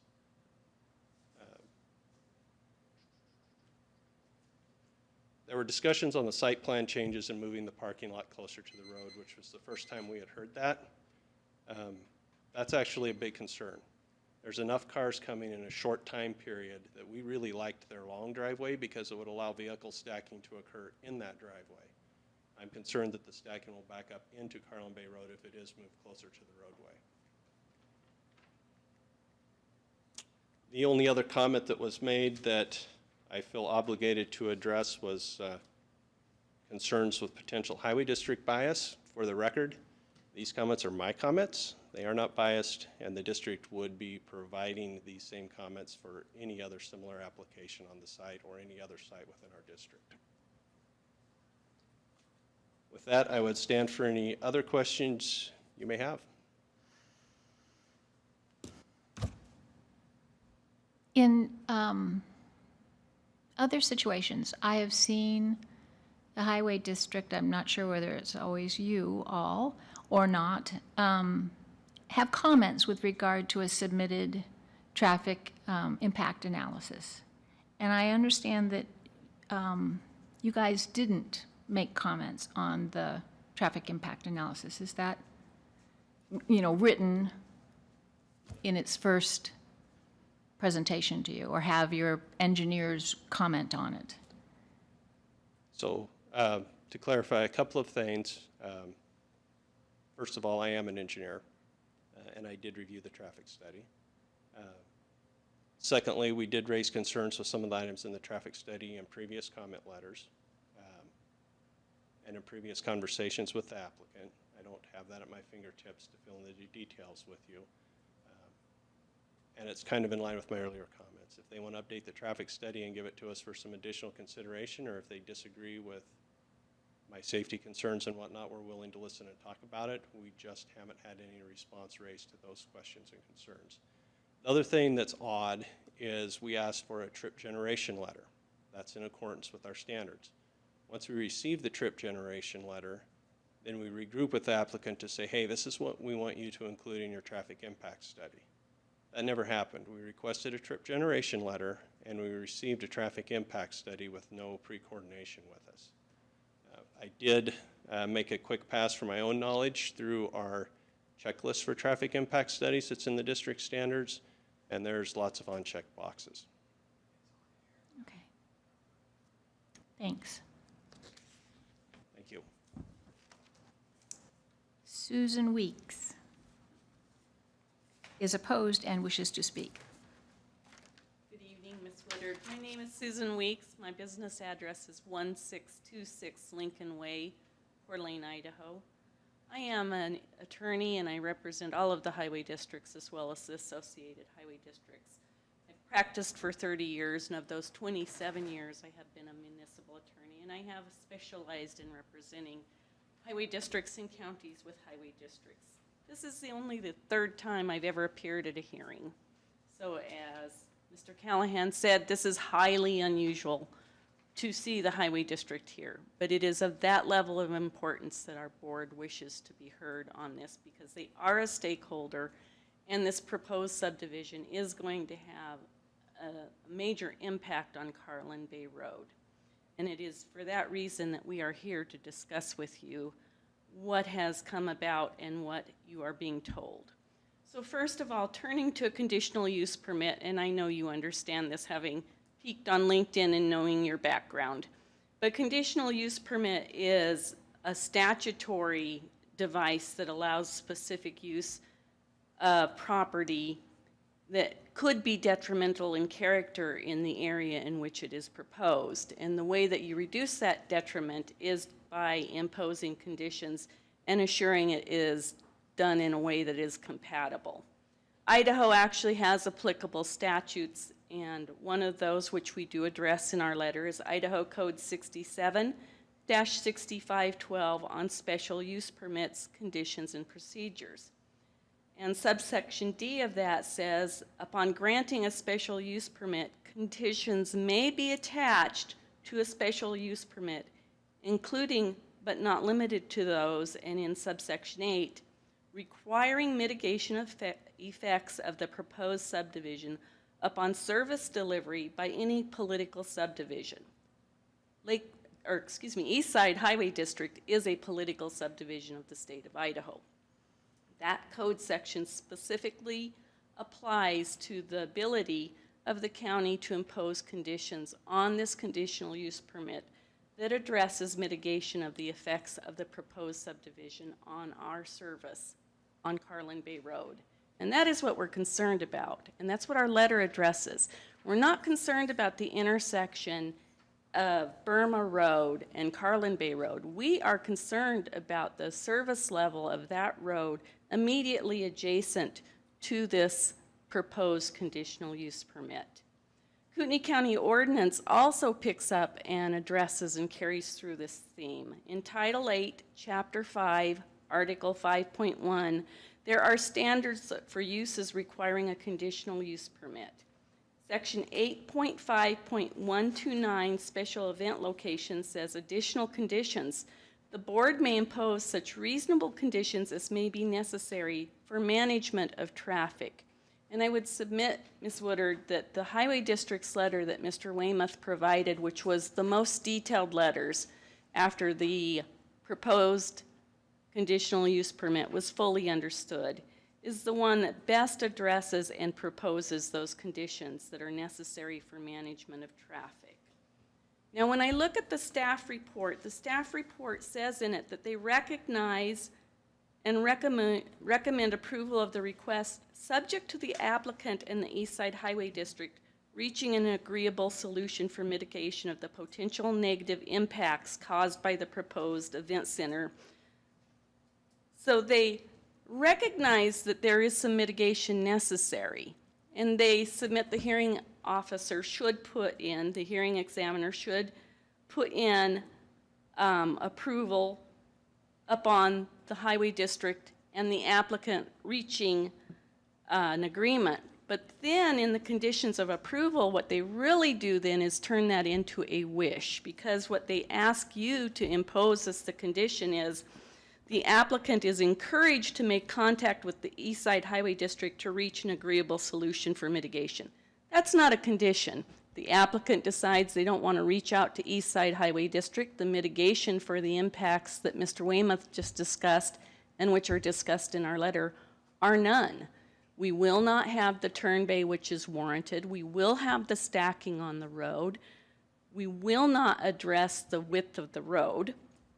And not to play engineer, but to parrot what's in our letter, because Mr. Weymouth did not address this, is that the right-of-way as it exists, Carlin Bay Road as it exists, is not built to standards. What that means is it's inadequately constructed for the existing traffic. Now we're going to more and double that traffic at peak level, and it is not going to become more suitable for the level of traffic. It's going to become less suitable. And that is what has been brought up by some of the 49 people who oppose this, talking about, in layman's term, that the road isn't going to function well with all that traffic. So the lay people out there are recognizing this, the individuals who use that road. And Carlin Bay Road is a very popular road in the summer. So the level of service on this is 7 months out of 12 months. The summer months, the letters or the staff said April to October. So the highest use is also going to coincide with the summer use of that road. So again, it's not going to get better, it's going to get worse unless some conditions are imposed that allow that to be addressed. On the exaction issue that was raised by the applicant, an exaction is a burden that is placed on an applicant to mitigate the impacts of the development that it is proposing and to improve the need for public facilities that are caused by that development. I agree with Ms. O'Dowd that exactions must have an essential nexus to the impact of the project. The conditions do have to be roughly proportional to the amount of impact the proposed development would have on the problem that you're seeking to control by the mitigation that you're asking to be imposed. And I would submit that tonight, what the Highway District is asking is an essential nexus to and is roughly proportional to what we see this development doing. We are not asking to have the intersection away from this improved. We're asking to get some additional right-of-way and some turn lane, right turn lane only, to address that. And I hear I am out of time, and I apologize. So I would submit to you one last thing, if I could, on a matter that Mr. Callahan brought up that was not in the report.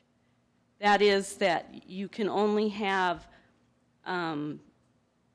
these mitigations if it is a subdivision. That is not true. The case of Kuntz versus St. Johns River Management District from the United States Supreme Court 133, Supreme Court 420, issued in 2013, settled that and indicated that on a wetlands permit issue for land use, that the same proportionality test would apply. So I would ask you apply that tonight and impose a proper condition on mitigation. Thank you. Thank you. Vlad, do you have something you wish to say? For the record, Vlad Finkel with Kootenai County. I'd like to clarify one of the points that was raised by Mrs. Weeks. The reason staff prepared a condition to encourage the applicant to comply rather than stating they shall is, as I stated at the end of my original presentation, while the county supports the applicant's request, and even if it is approved, the leverage is still with the highway district to sign off on any structures on site or the commercial approach to the site. And therefore, this condition serves as a useful direction to the applicant to comply or come up with an agreement with the highway district. Because if Mr. Weymouth doesn't sign off on the proposed improvements on site while they go through the building permit process, the end result is they cannot commence any operations. That's the bottom line. So hopefully that clarifies our position. We respectfully disagree, as Mr. Weymouth stated, but we do want to give the applicant a good direction to try to come up to a solution that's feasible. That's our intent. Thank you. Thank you. Let me get some more comments under my belt here before we go into more deliberation, because I have some questions as well. So I actually think, David, that some of my previous folks might have actually been for this one. Robert Spencer? Just looking on the list here.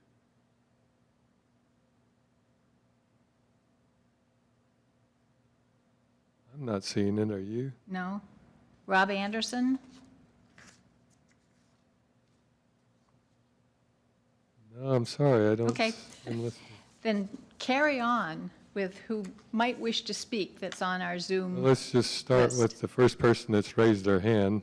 I'll unmute them. That's Bill and Debbie Caracas. Bill and Debbie, are you there? Would you like to speak?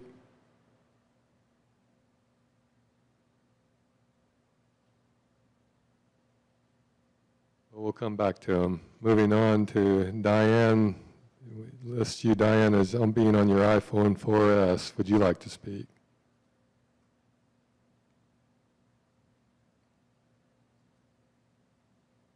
Apparently not. Dwayne Shreve. No, I don't prefer to speak at this time. Thank you. Thank you, Dwayne. Franz or Franz? Would you like to speak?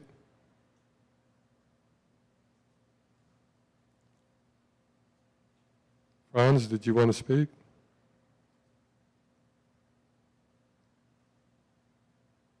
Jay, oops, there's someone. Who's this on the screen?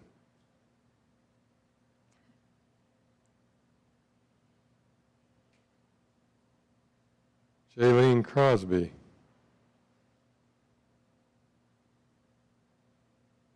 How about Kathy Flint? I'm here, I'd like to speak. Go right ahead. Shall I begin? Yes. My name is Catherine Flint. I live at 28454 South Highway 97, Harrison. I oppose the conditional use permit approval for this commercial project in the rural zone. In my letter, I addressed a few of my objections, especially related to travel and noise, and know that many other pertinent objections have been expertly addressed earlier. As I review the letters in support of the project, the three main topics seem to be, number one, that the Hagans are good people. Two, that there's a need for a place to gather out here. And three, that a person should be able to do what they want on their own property.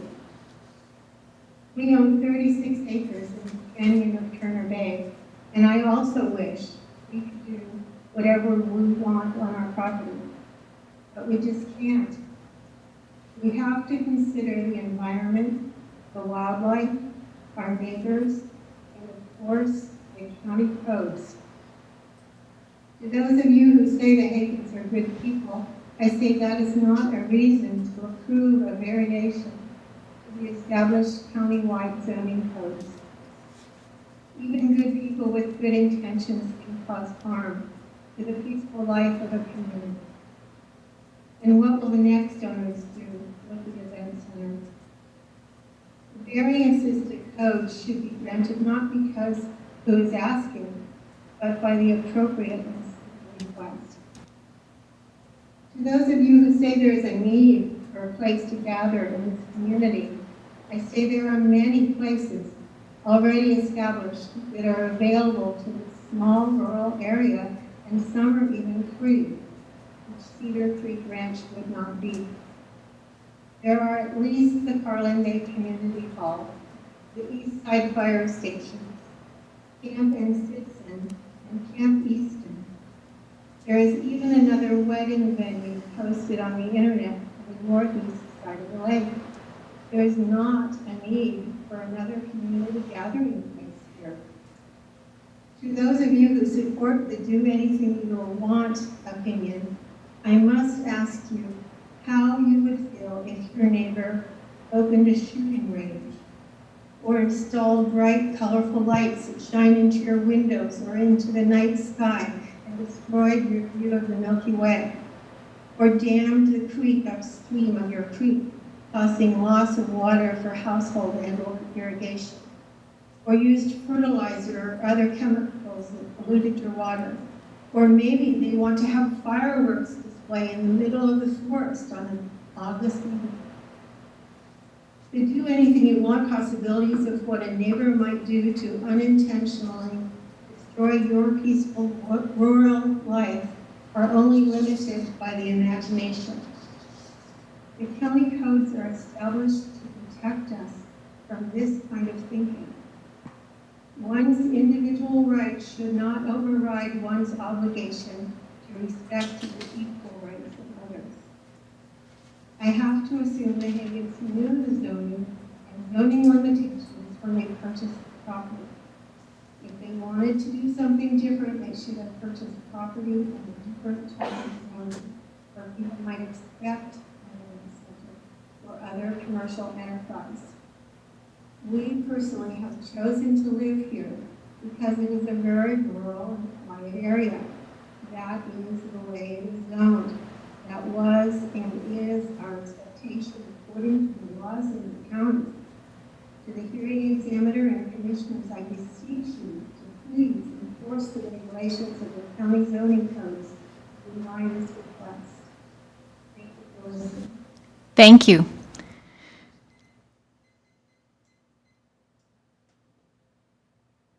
I believe I left off at Jaylene Crosby. We'll just try again. Jaylene, did you want to speak?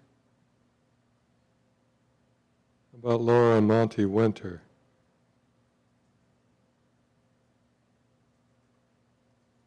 Mary? No, we'll wait to the next one. Okay, thank you. Mary?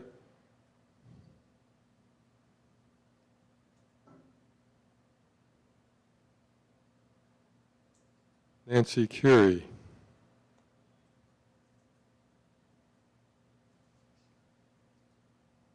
Patrick Santee.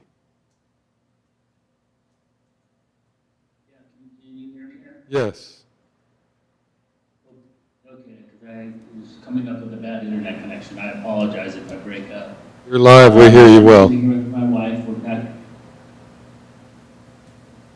Patrick and Maria Santee. We reside at 2855 South Dunlap. I think just southeast of Carlin Bay. We were in that strip of red folks that were all opposed.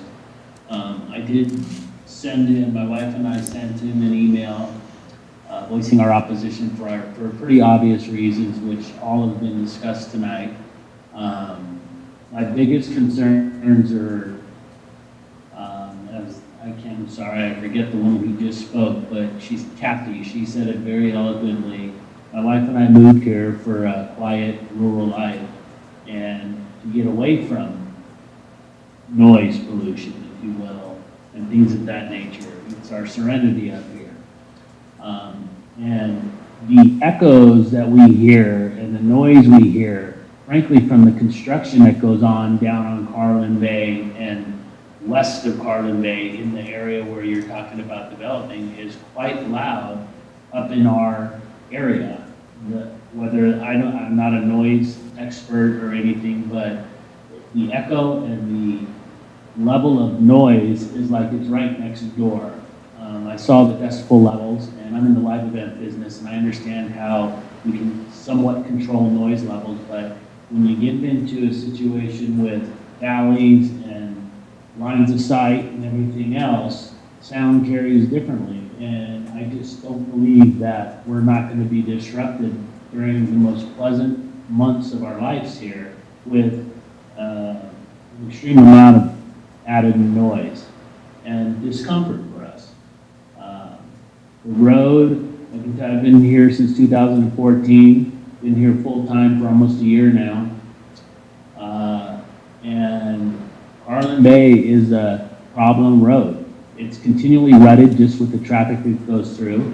We do have the Finney Quarry here, which has a lot of trucks going up and down that road. There is quite a bit of traffic going down that road. And when I saw an extra 183 cars potentially using this, and I believe that's per event, that just seems like an exceptionally high amount of added traffic that will continually create ruts and degrade the road that we rely on to get up to our house. So we are opposed to this for those reasons, and we appreciate your time to be heard. We understand both sides. We understand both sides, but as Kathy had stated, you know, I'm not as up to speed on codes and everything in the area, but you know, we came up here understanding this was a rural community, not a commercial area, not a commercial business area. And the investment we've made in our future up here was significant for us, and we did not expect to have this sort of situation confronting us. Thank you for your time. Thank you. The next in line would be this Pegoraros. If you're online, did you wish to speak or zoomed in? Yes, good evening. This is a Pegoraro family, and we are the property that borders Burma Road to the proposed areas north. We are quite a bit higher in elevation than the area down there. Our family's been here for a little over 30 years. We knew the former owners, actually a couple owners ago, who built the house down there, and we would, you know, often call back and forth to them at night because the way that the acoustics in this existing amphitheater of the valley work makes the noise travel from that area to this extreme. We had a couple of weddings held by some people who were renting the property prior to the Hagens purchasing that property. And the noise was significant enough that we had to close the doors on and the windows on a beautiful night like tonight, where all the windows and doors are open, just to allow our children to go to sleep. It was, you could hear every word, you could sing along to every song. It was that extreme, you know. And at the time, we didn't raise much of a fuss about it because we knew it was a temporary thing, something that we would not have to deal with on a consistent level. And this makes me worry. This makes me worry, you know, that we aren't going to be able to sit out on our decks at night and not listen to somebody else's celebration. And as great as that is for them, it's not something that we looked forward to living in this area. You know, the roads are a whole other thing. Our driveway enters Burma Road at a very extreme and hard to see angle. We just had a traffic accident at the bottom of the driveway less than a week ago. And so the continued growth in traffic that by all means does not go 35 miles an hour is frightening for me with children who are driving, and for myself. You know, this is our quiet home. We live 35 minutes from town so that we can get to an area that we can relax and have a quiet evening. And you know, this is something that really concerns me and my family. I appreciate you taking the time to listen to us tonight, and I really hope that this project does not move forward. Thank you for sharing.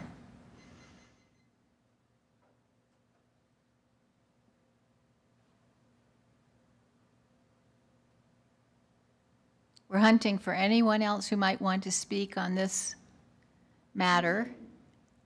Go right ahead.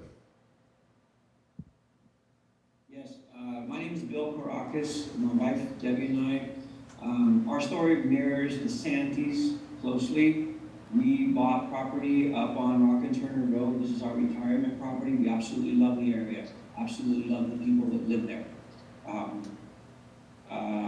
You know, I want to reference something that Ms. O'Dowd said earlier. She made comparisons to this venue to the cute little sandwich shop, Hutton's, or the airstrip on Carlin Bay, which the occasional Cessna sails into. There's no comparison between the venue that's going to have, well, I'm not going to speculate. You understand where I'm going with this.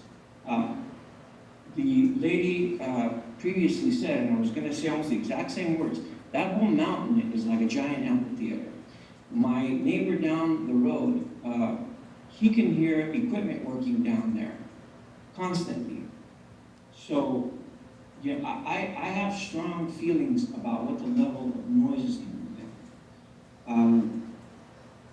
I'm gonna reference something else now. Also, Ms. O'Dowd said that she hasn't heard from a lot of people, so apparently there's not a lot of opposition. And I want to tell you that a lot of these people up here, they're salt-of-the-earth people. Some of them don't even have access to, they don't have computers. A lot of my neighbors said, or several of them said, that they couldn't even get on this Zoom meeting tonight. And I'll be honest, I've never Zoomed before. This is my first time. One of the neighbors in reference is the Baileys up the street now. You forgive me if I misquote them, but this is what I got from them. That they did a little bit of digging this afternoon and found that this company, this developer, if you will, went to the East Side Highway District and requested word on the section of Carlin Bay from Burma to their driveway. They mentioned here something about a, I'm going to try and make this as accurate as I can because I'm not an engineer. I don't work for the city. They proposed to the East Side that they make a road rights and use cost share approach. That means if they accept, then we would all have to pay a portion, which apparently, and I don't know how this number came about, would go to about $18,000 for every person that uses Carlin Bay Road that has a house there. I'd like to know if this is true. They're livid about it, and I'm not happy about it either. So the last thing I want is to have to pay for something that I absolutely positively do not want to see put in there. Now, I want to tell you something else. I have a lot of background in the hospitality industry. I graduated from the University in Athens with a degree in tourism, and I went to Cal Poly Pomona, completed their program there. So I know a little bit about this business, and I know a little bit about conventions and weddings and whatnot. I have a question. This venue sits far away from anywhere where people can stay.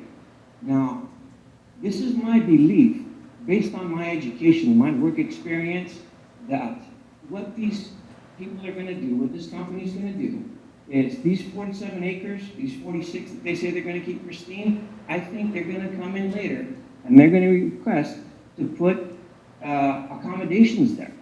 Because nobody wants to drive after a night of partying all the way back to Coeur d'Alene through winding mountain roads, which is a 40-minute drive. Where are all these people going to stay? You don't have 300 people just show up and drive to a venue off in the mountains. So I believe, this is my belief, and I like to look a little bit ahead, that's what we're gonna be facing a little ways down the road here.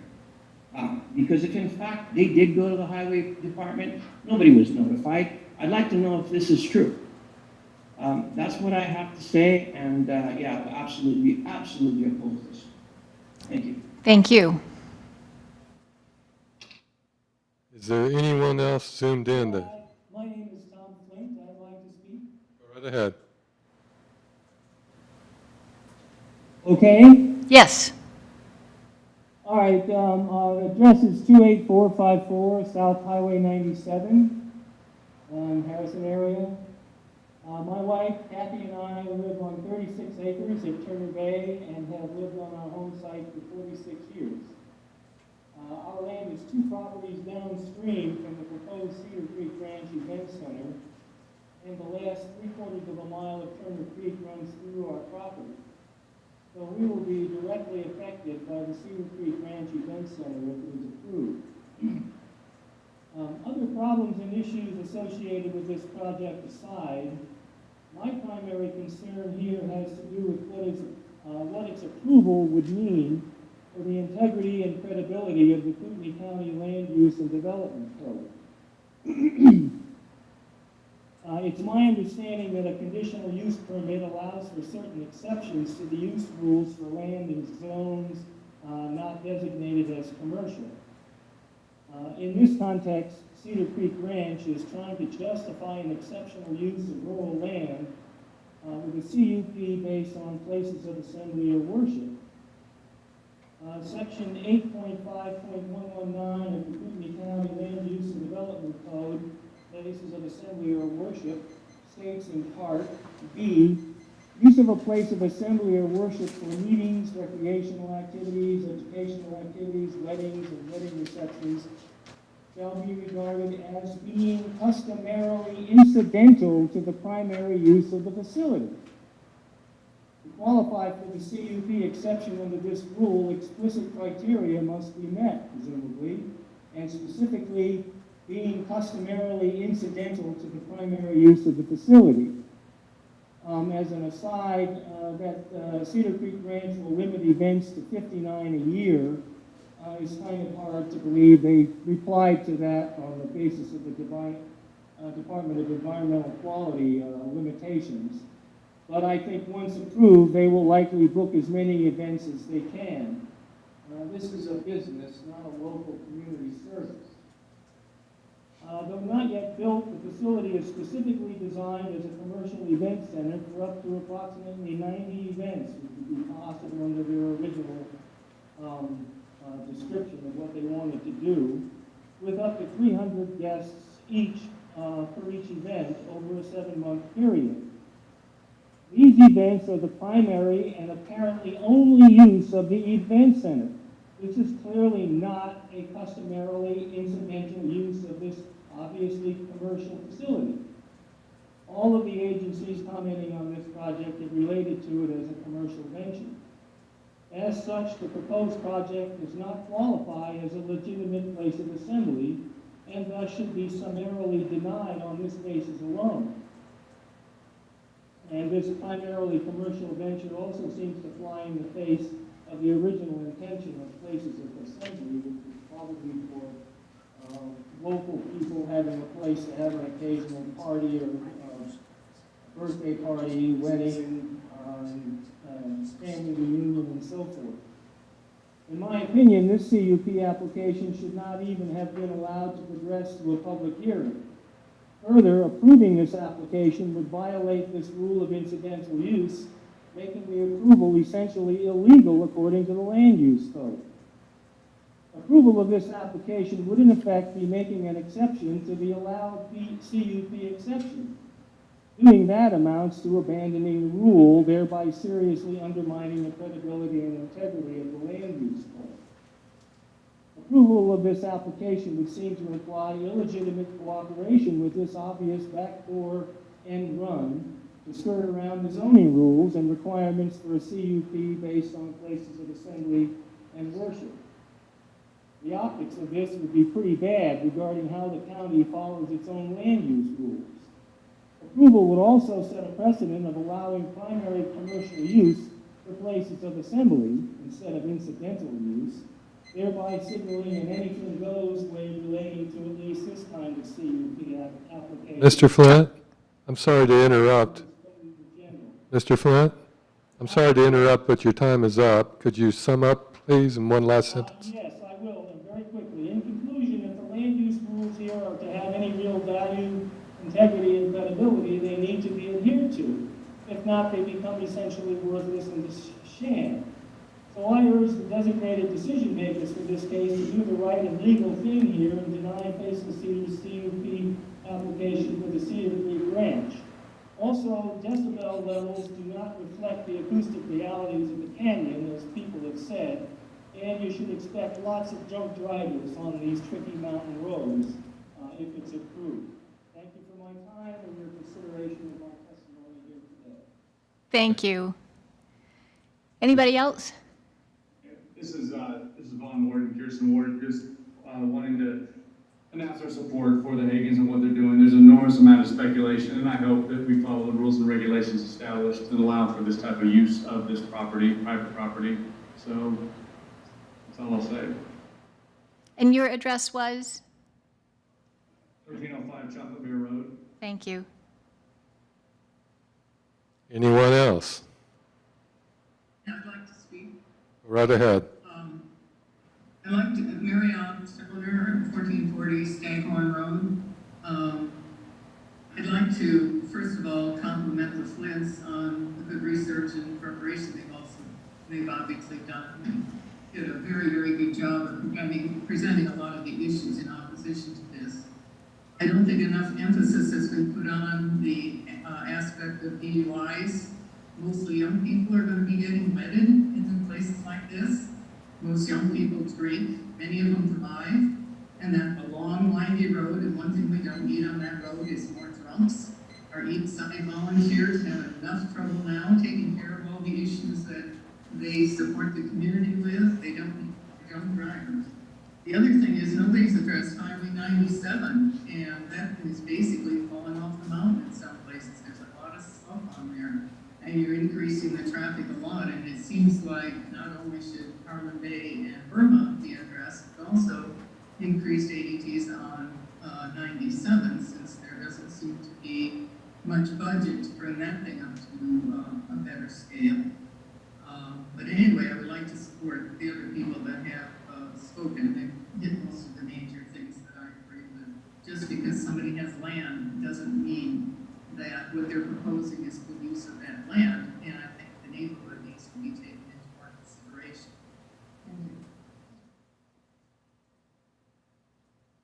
Thank you. Is there anyone else that would like to speak this evening?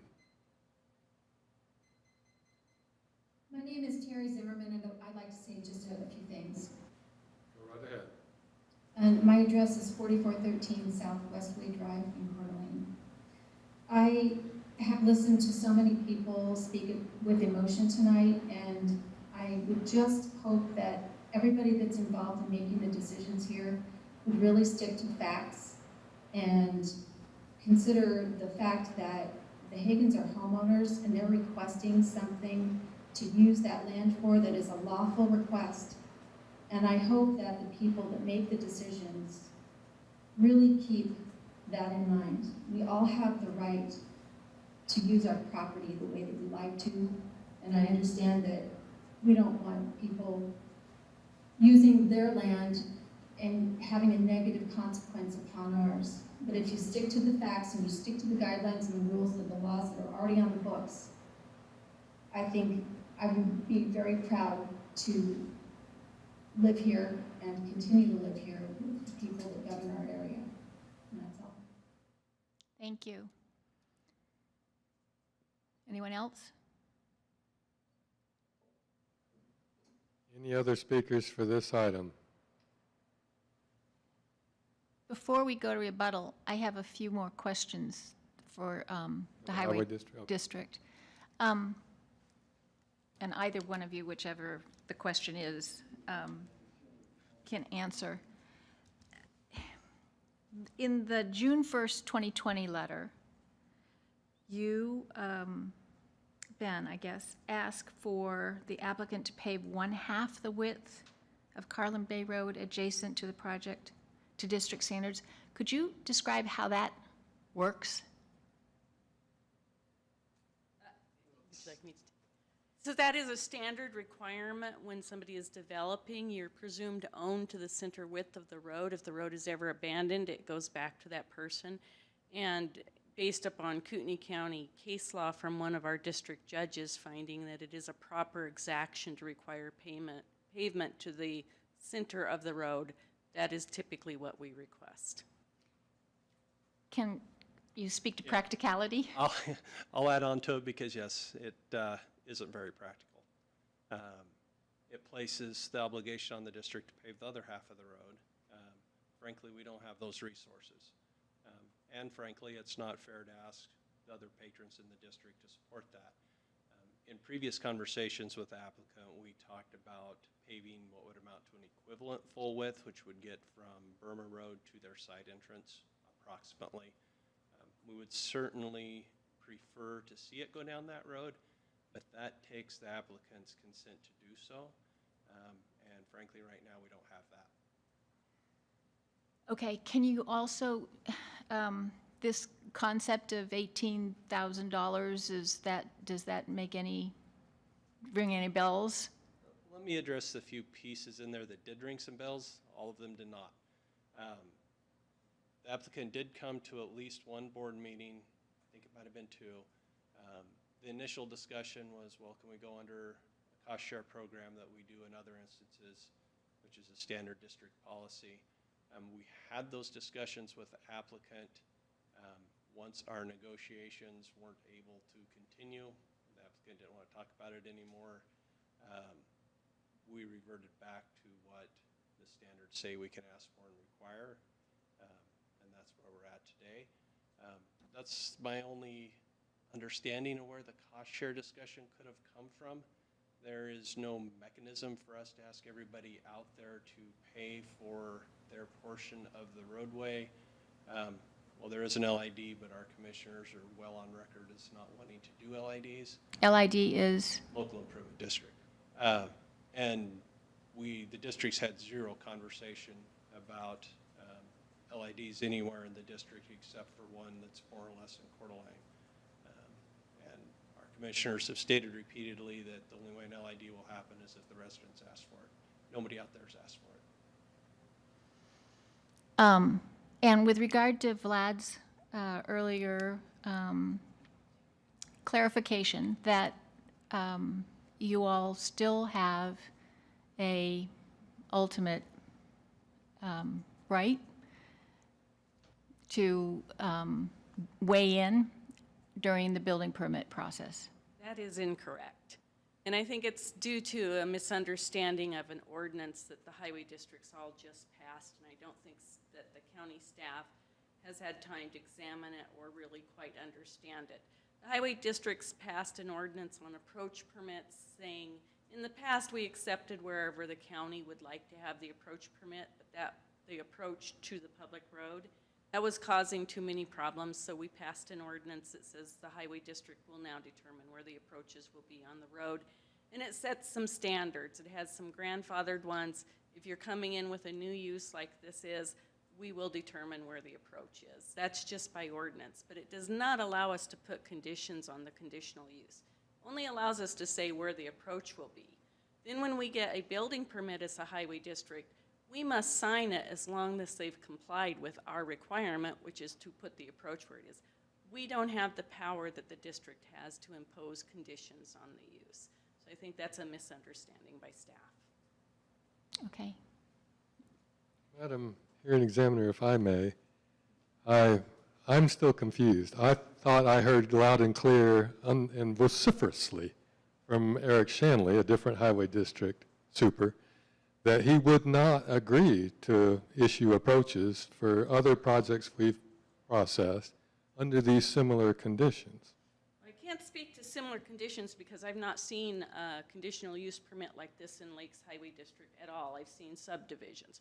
And Lakes Highway District, I am aware, has been very routine and very rigid about they will decide where the approaches will go to the road. And I think that's what Mr. Shanley has been vociferous about, that he will not allow developers of minor subdivisions to put the approaches wherever they would like them because it creates a stop condition on a road when you have a 60 or 45 mile per hour road and you've got stacked minor subdivisions and we were getting driveways every 100 feet. That's what I think Mr. Shanley. We don't dispute that part of it. We were just concerned that there was not going to be a signature. And similarly on building permits. Well, I believe what Mr. Shanley was encountering, and I don't want to speak for Mr. Shanley, but I believe he was encountering a developer who told him that they would put the approach where they wanted the approach, and I think the response was, then you won't get a signature. That's my understanding of the conversation. That actually and I'm running helps. on hearsay now. I think we're clear now. Thank you. Okay. I think that's all I have for you all. And now let's hear a rebuttal from the applicant. Megan O'Dowd, you're unmuted on my end.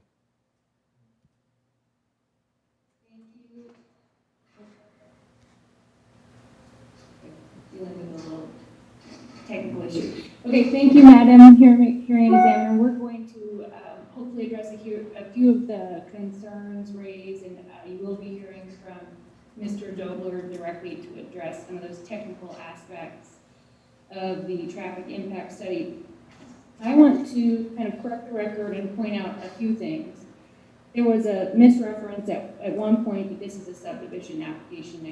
I know that that's well versed in the record that this is a conditional use permit, but that point is absolutely fundamental because that came from the highway district, and in that setting, certainly the highway district has very different control, and I think you were actually alluding to that, saying you requested that we pay for half of the road. How would you do that? In this circumstance, the only document that will be issued in the end is the conditional use permit that will be signed by the county and the applicant.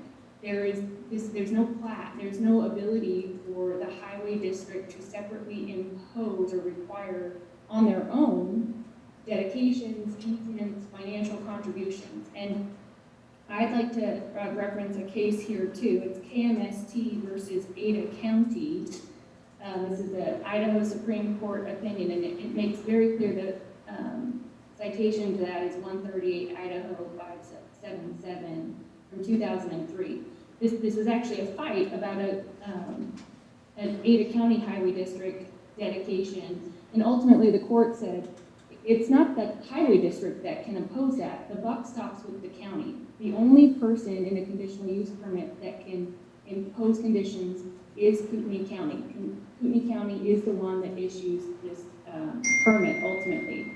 So it must be the county's decision on whether or not to impose any of these conditions. The highway district cannot impose them on the county. And frankly, I would refer the hearing examiner once again to the staff and the director's comments that they have reviewed these conditions and determined that they are lacking in constitutional nexus. And again, I think one of the primary points here is they have admitted now multiple times that their road, while functioning at level of service A, it doesn't meet their standards. You know, they like certain types of gravel and width and improvements and all of that. It doesn't meet their current standards, and they are asking this applicant to pay to improve the road for things that are completely unrelated to the use here. We obviously haven't even started it, and that is the lack of the nexus. The rough proportionality isn't there. 16% of the usage overall throughout the year. They're trying to treat this as a subdivision. And again, the highway district has no standards, no policies in place. It's highly unusual, and I think your director and staff have addressed that yet again. So I think I'm going to defer the rest of the traffic study discussions to Mr. Dobler. But before we go there, I do want to just point out with some of the concerns with impaired driving and traffic, I think we can address those with a few other just quick and easy things. The applicant we were just discussing here, she's more than willing to eliminate alcohol consumption, hard alcohol on the site, and limit it to beer and wine. And I think that is a great good faith effort to just show how committed she is to keep these operations safe and under control. I think it's also important to note we're obviously a long ways away from developing our contracts with our brides, future brides and grooms, but in those discussions, we plan to include options for shuttle services. And so even though our traffic analysis evaluated worst case scenario, we will absolutely be incorporating that option of shuttle service to help minimize those traffic impacts that folks have expressed their concerns about. So I'm going to swivel over here to Mr. Dobler.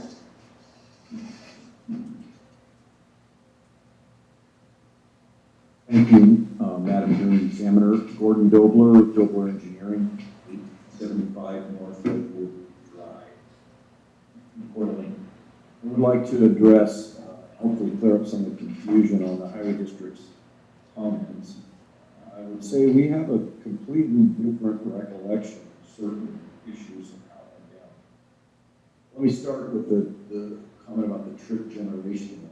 So, say in context, a lot of this happened before Mr. Weymouth was there, so I'm not sure where the information came from. So originally, John Pancratz, who was the supervisor prior to Mr. Weymouth, sent a comment letter to the county saying they were going to require a trip generation letter. I was contacted by Hagan and asked to call the highway district and clarification. So I called Pancratz and asked him, specifically what was his concerns, blah, blah, blah, along those lines. He said, well, he was going to talk to the board, and called me back about a week later and said, well, they really needed traffic impact study. Well, I'm sure, Madam Examiner, you've seen these before, but traffic impact study is way more in depth than a trip generation letter. And everything in a trip generation is covered and more in a traffic impact study. So I'm a little bit confused about the statement that we never completed the trip generation letter, because what we did get the highway district was a far more in-depth analysis than they would have ever gotten a trip generation letter. So I don't understand that comment or that concern, but those are the facts of that.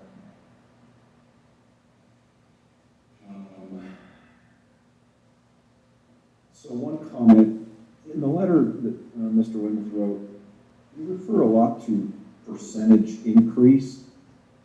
Let me just say, if I had 1 car per hour and we doubled it, it would be 100% increase.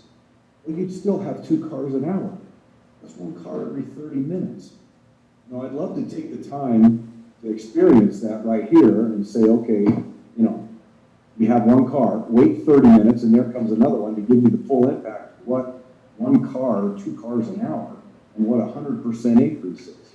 My point is, it's really misleading to refer to percent increase. It could be a useful number, but in this case, not so.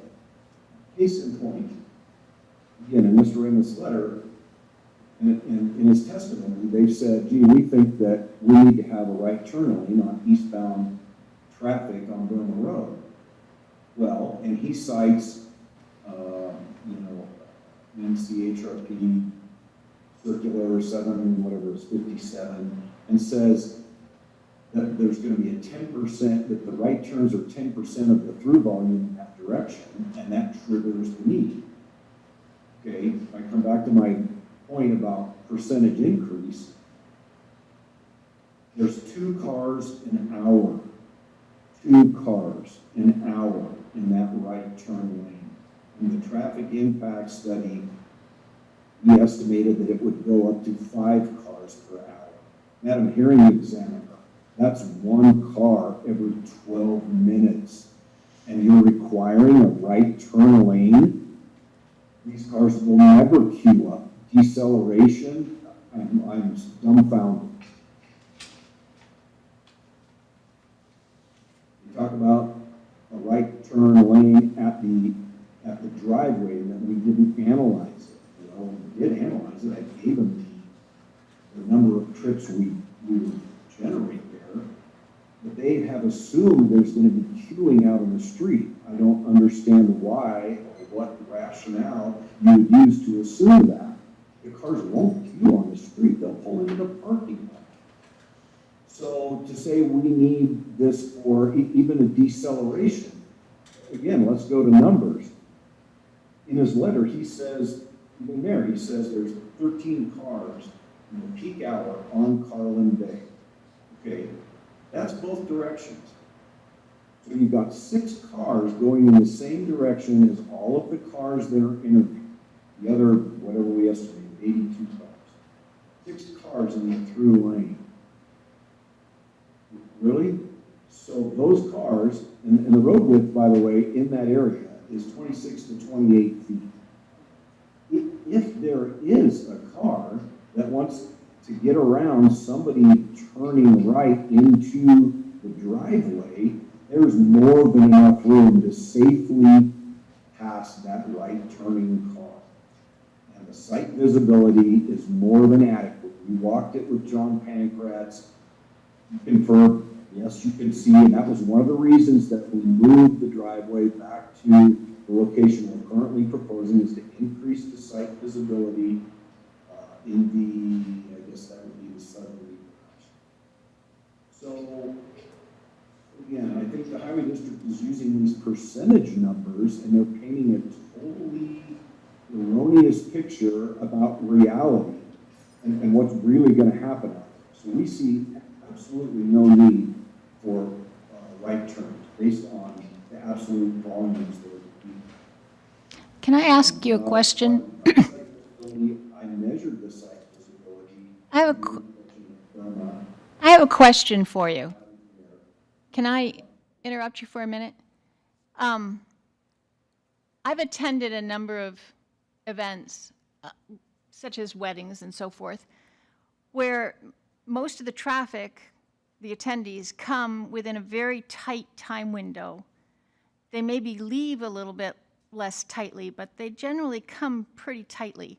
Did you consider that in your analysis? If there are 300 people coming within, an hour? Yes, we did. We took the total trip generation, and part of those people and spread it over really a 2-hour time frame and came up with the trips, an estimate of the trips. And it's realistic because, again, I referred to the trip generation, ITE, transportation engineers, and they evaluate how these trips actually occur. And we looked at the closest use, recreational use, that mirrors this, and that is what they've said. In their studies, these trips are spread out over 2 hours. So we feel it's a completely realistic estimate of what's actually going to happen. Okay.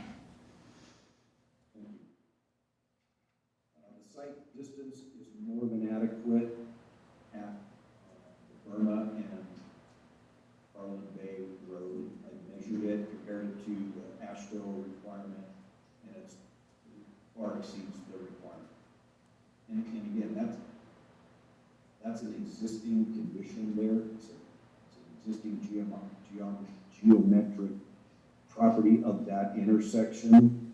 Not sure that that's a mitigatable impact or something that this project would even create or affect.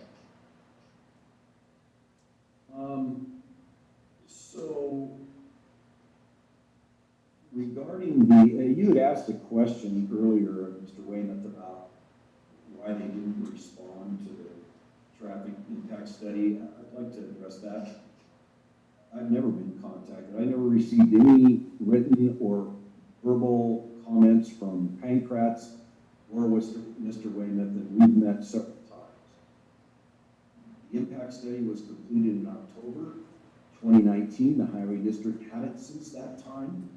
The first I'd ever heard about any of these concerns was the June 2020, the June letter that Mr. Weymouth wrote, and it wasn't given to me. I got it from the client.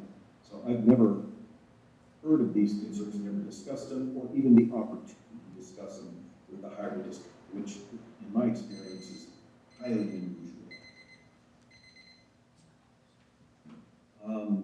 The negotiations, again, we have a completely different recollection. I was there and generated cost estimates, and I think Mr. Weymouth was there for maybe the last meeting. These had gone on over the course of probably 3 months, where we had talked about pro rata shares, we moved forward, generated cost estimates, and we felt that we were on the right track, making progress. So for him to say that they broke down is a complete disconnect. We never heard back from them. We proposed the changes, felt they were reasonable, worked through them. The next thing we heard was this letter saying this is what they were requiring. So, all right. I think that's all I have to say. I'll hand it back to him. Thank you. I just want to recap very quickly. I know the highway district piece of this feels so big and complicated. I would direct Madam Hearing Examiner back to the staff's recommendations and findings here. I mean, ultimately, it's the county that issues this conditional use permit. You know what those standards are, the nexus and the proportionality, and your staff have told you that those requirements can't be met. So we can throw all those to the side and based on the recommendations of your staff. And then in terms of maintaining level of service, the documents we have in the record are the evidence of the impact study. We have level of service A before and after. So we have absolutely demonstrated our ability to maintain levels of service both during and after this use is approved. And we stand for any more questions should Madam Examiner have any. I think I've gotten my questions answered. Thank you. Do you have anything else, David? No? Then that concludes the hearing on CUP 19-0007. Thank you for everyone staying with us. And I could use about 3 minutes. 5. Okay, thanks. For the zoomed-in audience, we're taking a 5-minute break.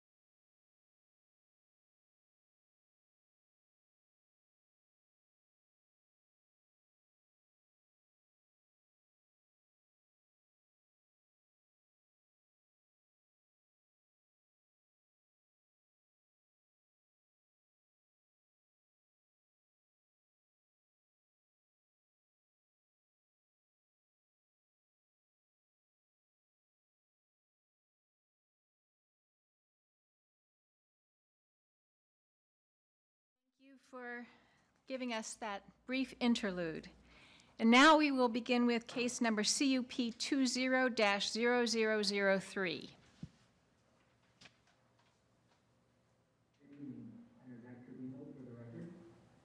Presenting case number CUP 20-0003, a request for a conditional use permit for a commercial resort titled The Farm at Winter Station.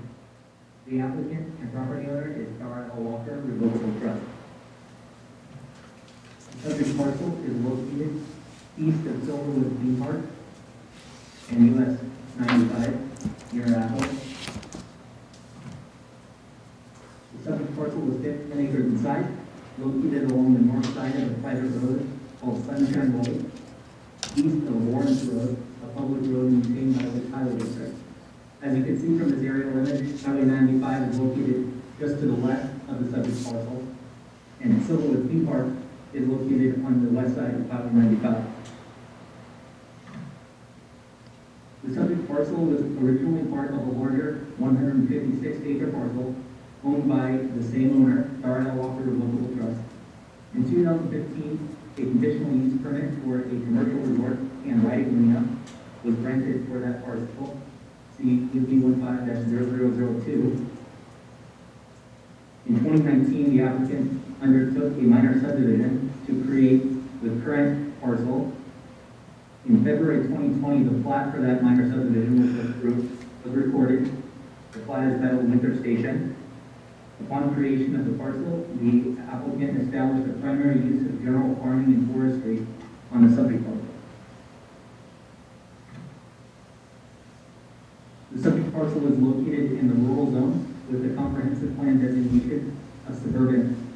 The proposed use is compatible with both the zone and the comprehensive plan designation.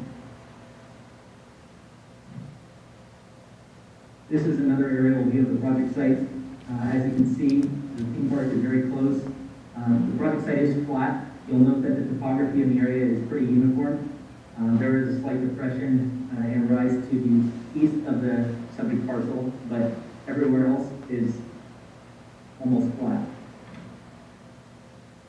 The land surrounding the subject parcel is mostly undeveloped. The immediate surroundings are undeveloped. The surrounding parcel to the north, east, and west of the project site, as mentioned, is owned by the same owner that is applying for this conditional use permit. The parcels to the south of Sunshine Lake are also undeveloped. One of those parcels does have a conditional use permit for restricted service land that was issued back in 2012. The Silverwood Theme Park, as mentioned, is to the west. There's an RV park immediately to the west of Lawrence Road, between Lawrence Road and Highway 95. And to the east of the subject parcel, down Sunshine Way, there are residential uses. The parcel, as it currently looks, is depicted here in these photos. As I mentioned, there is a general farming and forestry use established as a primary use on the rural zone parcel. The photo in the top left depicts Sunshine Way facing east. This is one of two entrances that are proposed to be utilized for the commercial resort. The applicant will improve the entrance if the request is granted. The top right shows the entrance facing the subject parcel. As you'll note, there are a few portable buildings that are serving that primary use of general farming and forestry. An example of one of those buildings is shown in the bottom left. It's a small, basically a shed that houses, equipment and domestic animals. The subject parcel is surrounded by perimeter fencing, primarily to be able to keep in domestic animals. The bottom right photo shows a depiction of that fencing, as well as some of the natural vegetation on site. You'll note that much of the site is thickly forested, and the applicant plans on removing some of that timber in establishing the use if the conditional use permit is approved. Here are some more photos. The photo in the top left shows a fenced pasture area that will be used for domestic animals, farm animals. You'll note in the background you can see Silverwood Theme Park. This photo was taken facing west towards Highway 95. The bottom right is the area that the applicant proposes to establish a parking lot. The area currently is free from vegetation, and the applicant would establish a gravel surface parking lot and for access and parking for guests. This site plan depicts the uses that are going to be components of the commercial resort. The farm will feature a number of areas. You've seen some of these areas in the photos that I've shown. The southwest portion of the parcel will be the pasture area, and it will remain a pasture area for the use. The northwest corner will feature like a water feature. It will be a depression that will be served by the well if there is enough water available after using water for domestic animals as well as guests. The central portion of the site will mainly consist of a family farm activity area and barnyard. This will be where families and guests can come to the site and participate in basically educational farm activities associated with agricultural life. The center of the parcel will also contain the parking lot. There will be, as mentioned, 2 entrances off of Sunshine Way, the private road running along the southern edge of the parcel. And these entrances will provide access to the aisle and parking stalls. Initially, in phase 1, the applicant proposes 25 parking stalls and intends on keeping a ratio of 1 parking stall for every 4 tickets used at a minimum. The eastern side of the site will consist of an orchard and greenhouses. This will allow people to come and participate in like a U-pick operation where they can go into the orchard and pick produce. The greenhouses will also be utilized to grow food for the domestic animals kept on site in the barnyard. The farmer's market will be the final component in the southeast corner of the parcel, and this will be an area where local vendors can come and sell produce and other agricultural wares. The primary use of the commercial resort will be agritourism, which is allowed as one of the recreational uses in the commercial resort performance standards. Recreational and educational activities associated with farm life will be the main attraction of this resort. The applicant does propose to establish the use in 3 successive phases. If the permit is approved, they would first establish the petting farm, utilizing the portable buildings and pasture areas that you saw on the photos.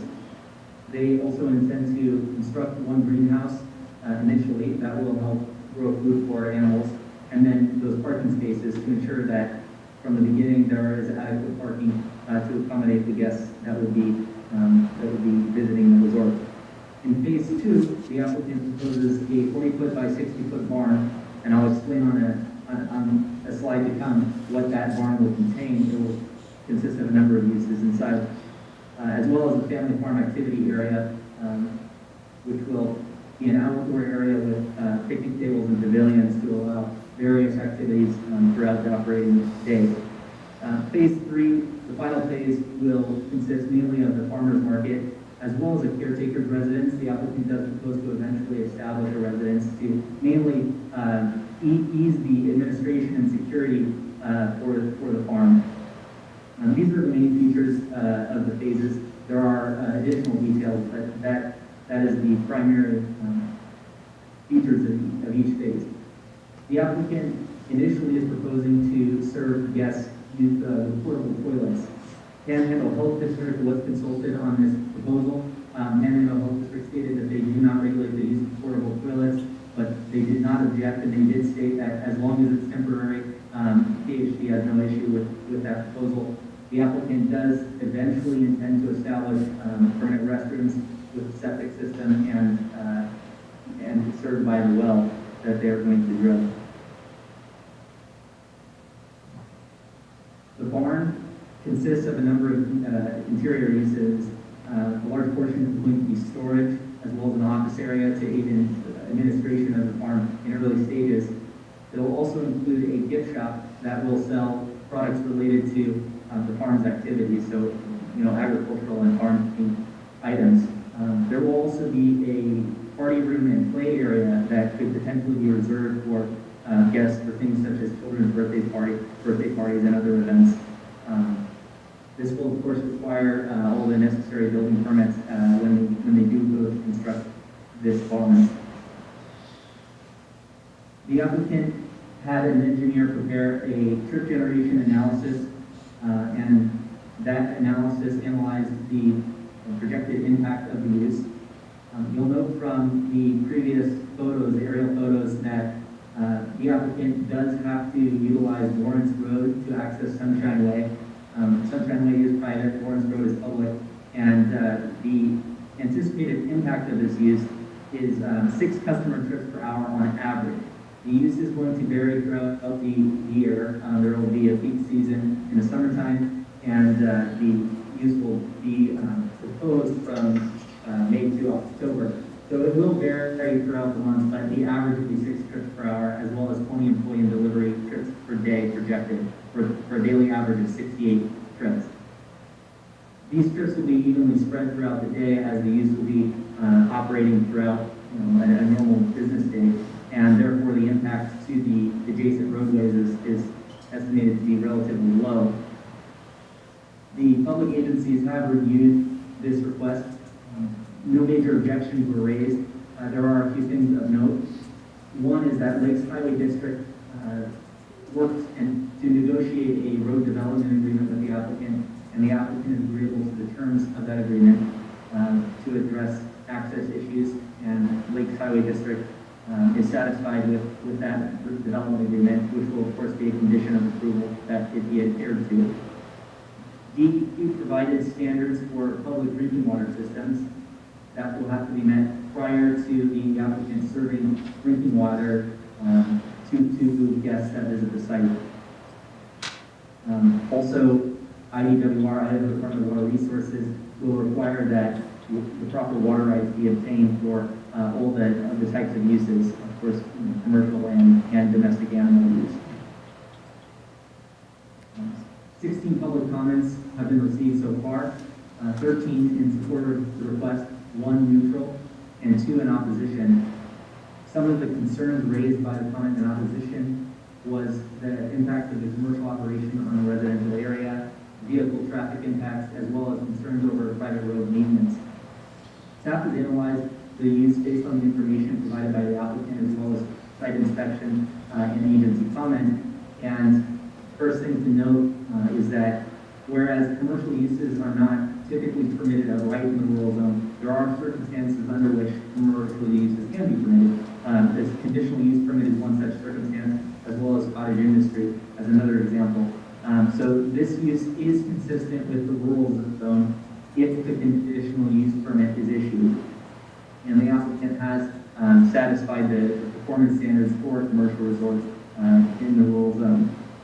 Regarding vehicle traffic, the trip generation analysis provided by the applicant shows that the trips are going to be spread out throughout the day. And furthermore, the road development agreement has satisfied Lakes Highway District's concerns over access on the public road, Lawrence Road. With regards to private road maintenance, as I mentioned before, this parcel and the adjacent parcel surrounding it on the northeast and west sides are both owned by the same owner, Tara Walker Revocable Trust. That owner does intend to sell this subject parcel once at some point in the future, but currently the road travels through the parcel owned by this owner to the west, as well as the subject parcel, and that portion will be maintained by the applicant throughout the duration of the use. Staff doesn't have concerns over the maintenance of that road because fire district standards will have to be met consistently. The fire district has provided requirements which will be conditions of approval, namely that the road be maintained so that those standards can continuously be met. So the applicant does have an incentive to keep that road in as good as or better condition than it currently is. So in conclusion, staff has analyzed the proposal. The applicant has demonstrated feasibility. The proposal does comply with all commercial resort performance standards contained in the code. And furthermore, no sensitive areas are affected by this use. There are no wetlands or other surface water features on site. So the impact wouldn't be significant in any way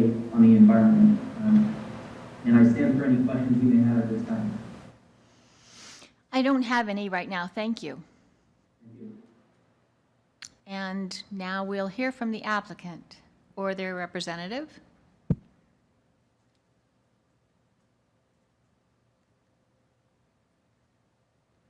Okay, there we go. I'm Matthew Winter. I reside at 12200 East Humber Lane in Athol, Idaho. Thank you for the opportunity to let me share some information about the project. We're very proud of it and we're very excited. As Zach has mentioned, there will be 4 components to the farm, the family fun area and the farmer's market. And all of these are situated and planned to be educational for individuals coming to the farm. And we specifically call it the farm because there's so many activities there, and we wanted it to resemble and look like a typical farm. We won't be raising any hay or using any combines. We will have typical farm animals on it. Those animals will consist of dwarf goats, miniature ponies, burros. We'll have chickens, rabbits. We'll have some pigs. We've even got a couple of sheep out there right now. And everything that we have is miniature. So that reduces a lot of concerns with parents bringing their children in and being over by the larger animals.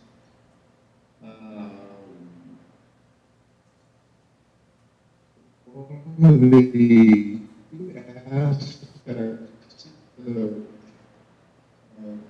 having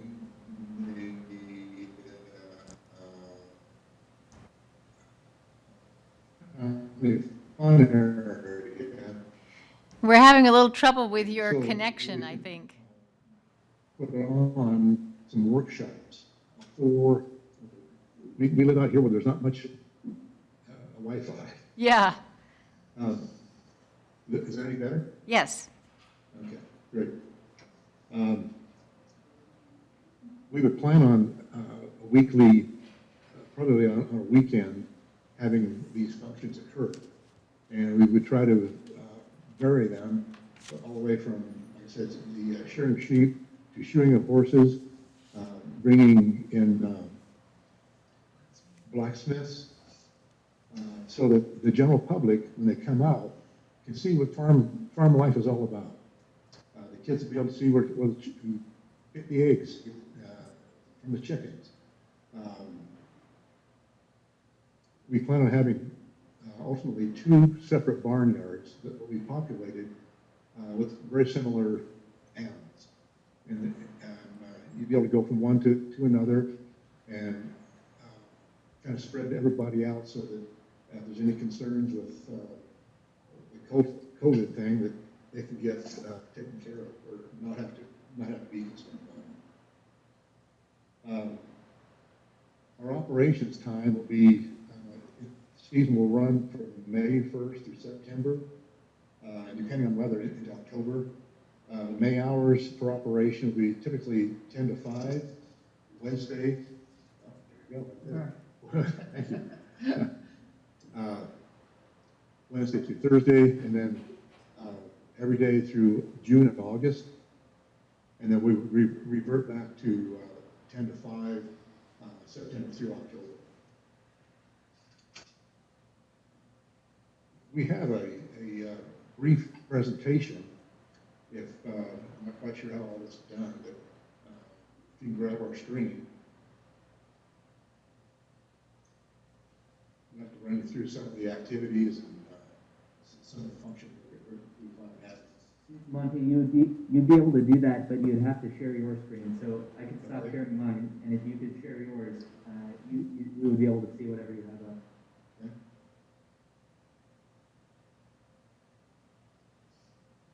Is that good enough? Yes. Okay, very good. This is what we would like to have as a barn, and have it as our entryway. Right now, That's not out there, I'm sorry to say, but that would be in future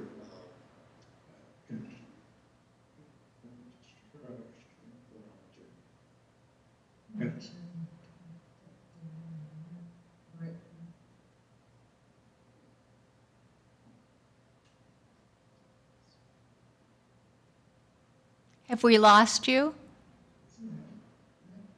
Sorry about that. well, no, we're There we go. trying to make sure what you see is what we want you to see, I guess. Okay. Okay, here we go. This will allow, what we're showing here is the types of animals that we will have on site, the goats, the calves and stuff.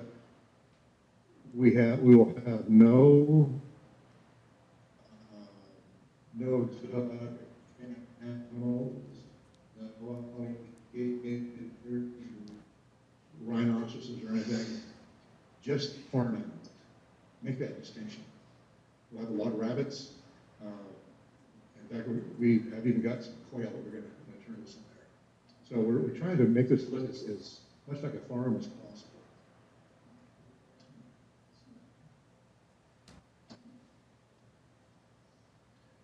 The animal displays that we'll have in the petting yard, we hope to have an aviary where we can show the quail, the pheasants, the peacocks.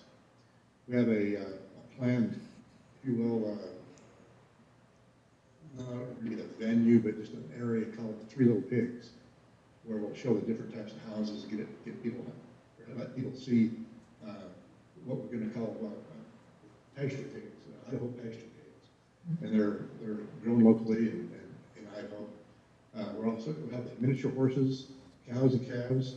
We'd like to have a goat bridge, and that's once again that will be in the years to come. One of our main attractions will be a Bunnyville, where we'll have all kinds of little lop-eared Hollands in it, where the kids can come in and hold a rabbit and let us all love it. We have the chickens. We have a variety of different chickens. Will be interesting when people come out to see it. With a lot of hair or a lot of feathers all on top of their head. It's pretty unique. The duck pond, once again, like Zach had mentioned, will depend on what kind of water we get out of that well. We've already received some of the water rights in anticipation of a good producing well, and we're looking forward to hopefully making that. Obviously, these are getting eggs. We have a chicken coop whereby the kids can go over and lift up a door on a chicken coop, reach in and get some eggs. And I think it's important that more kids understand that. They can get out of the city, get out of Coeur d'Alene. And a lot of those kids don't even know what raw eggs look like sometimes. So anyway, that's one of our plans. I'm sure we'll go through a lot of eggs that are on the ground. Farm demonstrations, weekend demonstrations, schedule those as regularly as we possibly can. And this will allow the visitors to get hands-on with the animals. Hopefully they'll learn more about farm life. We hope to have some learning opportunities for 4-H students, and we'll promote the school trips during the week. Here we have some more of the farm demonstrations. We've got a roper over here that doing his job, I guess, and a young lady milking a goat, a cow looks like, and we have a guy shearing a sheep. These are all just functions of farming. And we'll have sack races. We have a tug of war. We'll develop some sort of a pumpkin bowling so we can entertain the kids. You know, it's set up for the kids primarily. It's kind of just a good place to go. Up here we have what we call the corn area, corn box. And instead of having sand in there, we're going to have it full of corn. And kids will get up the excavators and trucks and be able to play with the sand. Ultimately, we hope to have a jumping field where kids can go over and just similar to a trampoline, only much safer.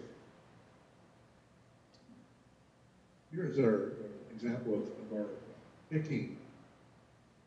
We'll have these available whereby the visitors can come in and they can self-pick and purchase the fruits that they take picked. This is, once again, it's all very important for kids to see where their food is coming. And ultimately, we hope to have a farmer's market there where we'll have more venues for people to show their wares or they'll be able to come in and sell their produce. And once again, just another aspect of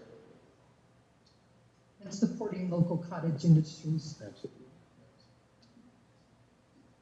So on build out, phase 1, barnyard, animal displays, and farm activities.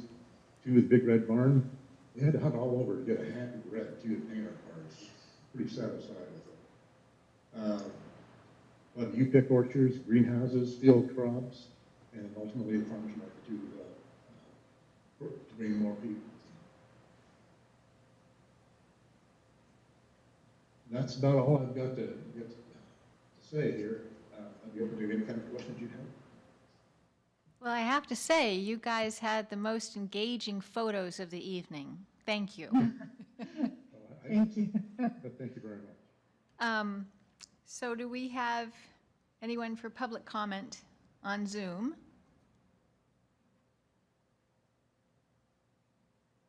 Go right ahead, Dean. Hi. I don't know what property or as far as the can you hear me okay? No, you could speak a little louder and your whole name and address, please. Dina Jacobson, 9041 East Sunshine Way, Capital. We do support the farm. My concern is the access off the private road. And then also, Lawrence Road, there's a stupid stop sign over by Silverwood that if we're gonna have a line of cars that stop there shouldn't be there in the first place. But, so somehow we can get that, so we can yield, Silverwood traffic to yield for us.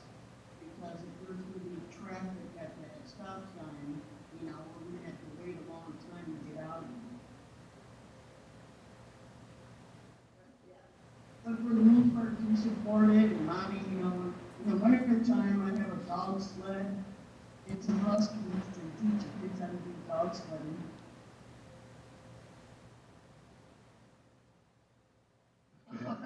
Yeah.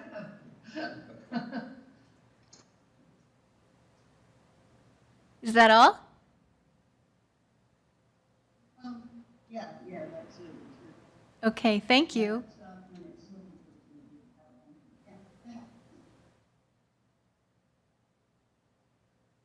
Anyone else? Wayne Shreve, Franz, Jamie Zett.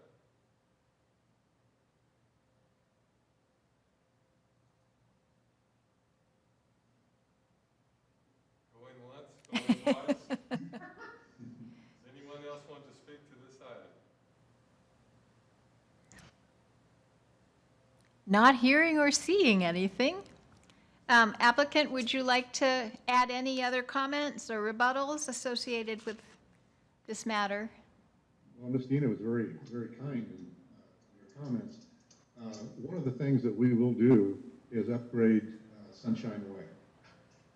We have to have the road coming in there in much better shape than what it is right now. So that will be on our dime. Uh-huh. So that'll be improved to a certain point? Yes, yeah, it'll be improved up to our exit for the project. Okay. But can we have that stop sign at Silverwood? Don't know that I can do anything. I'll bring it up. But that's let the Lakes Highway District function. I would certainly talk to them about it and see what they'll do. Great. Anything else? That's about all I've got. Okay, then, we can bring this hearing to a close. This concludes our hearing for CUP 20-0003. Thank you for bearing with us tonight. And we'll be ending our Zoom meeting now. Thanks, everyone. Thank you.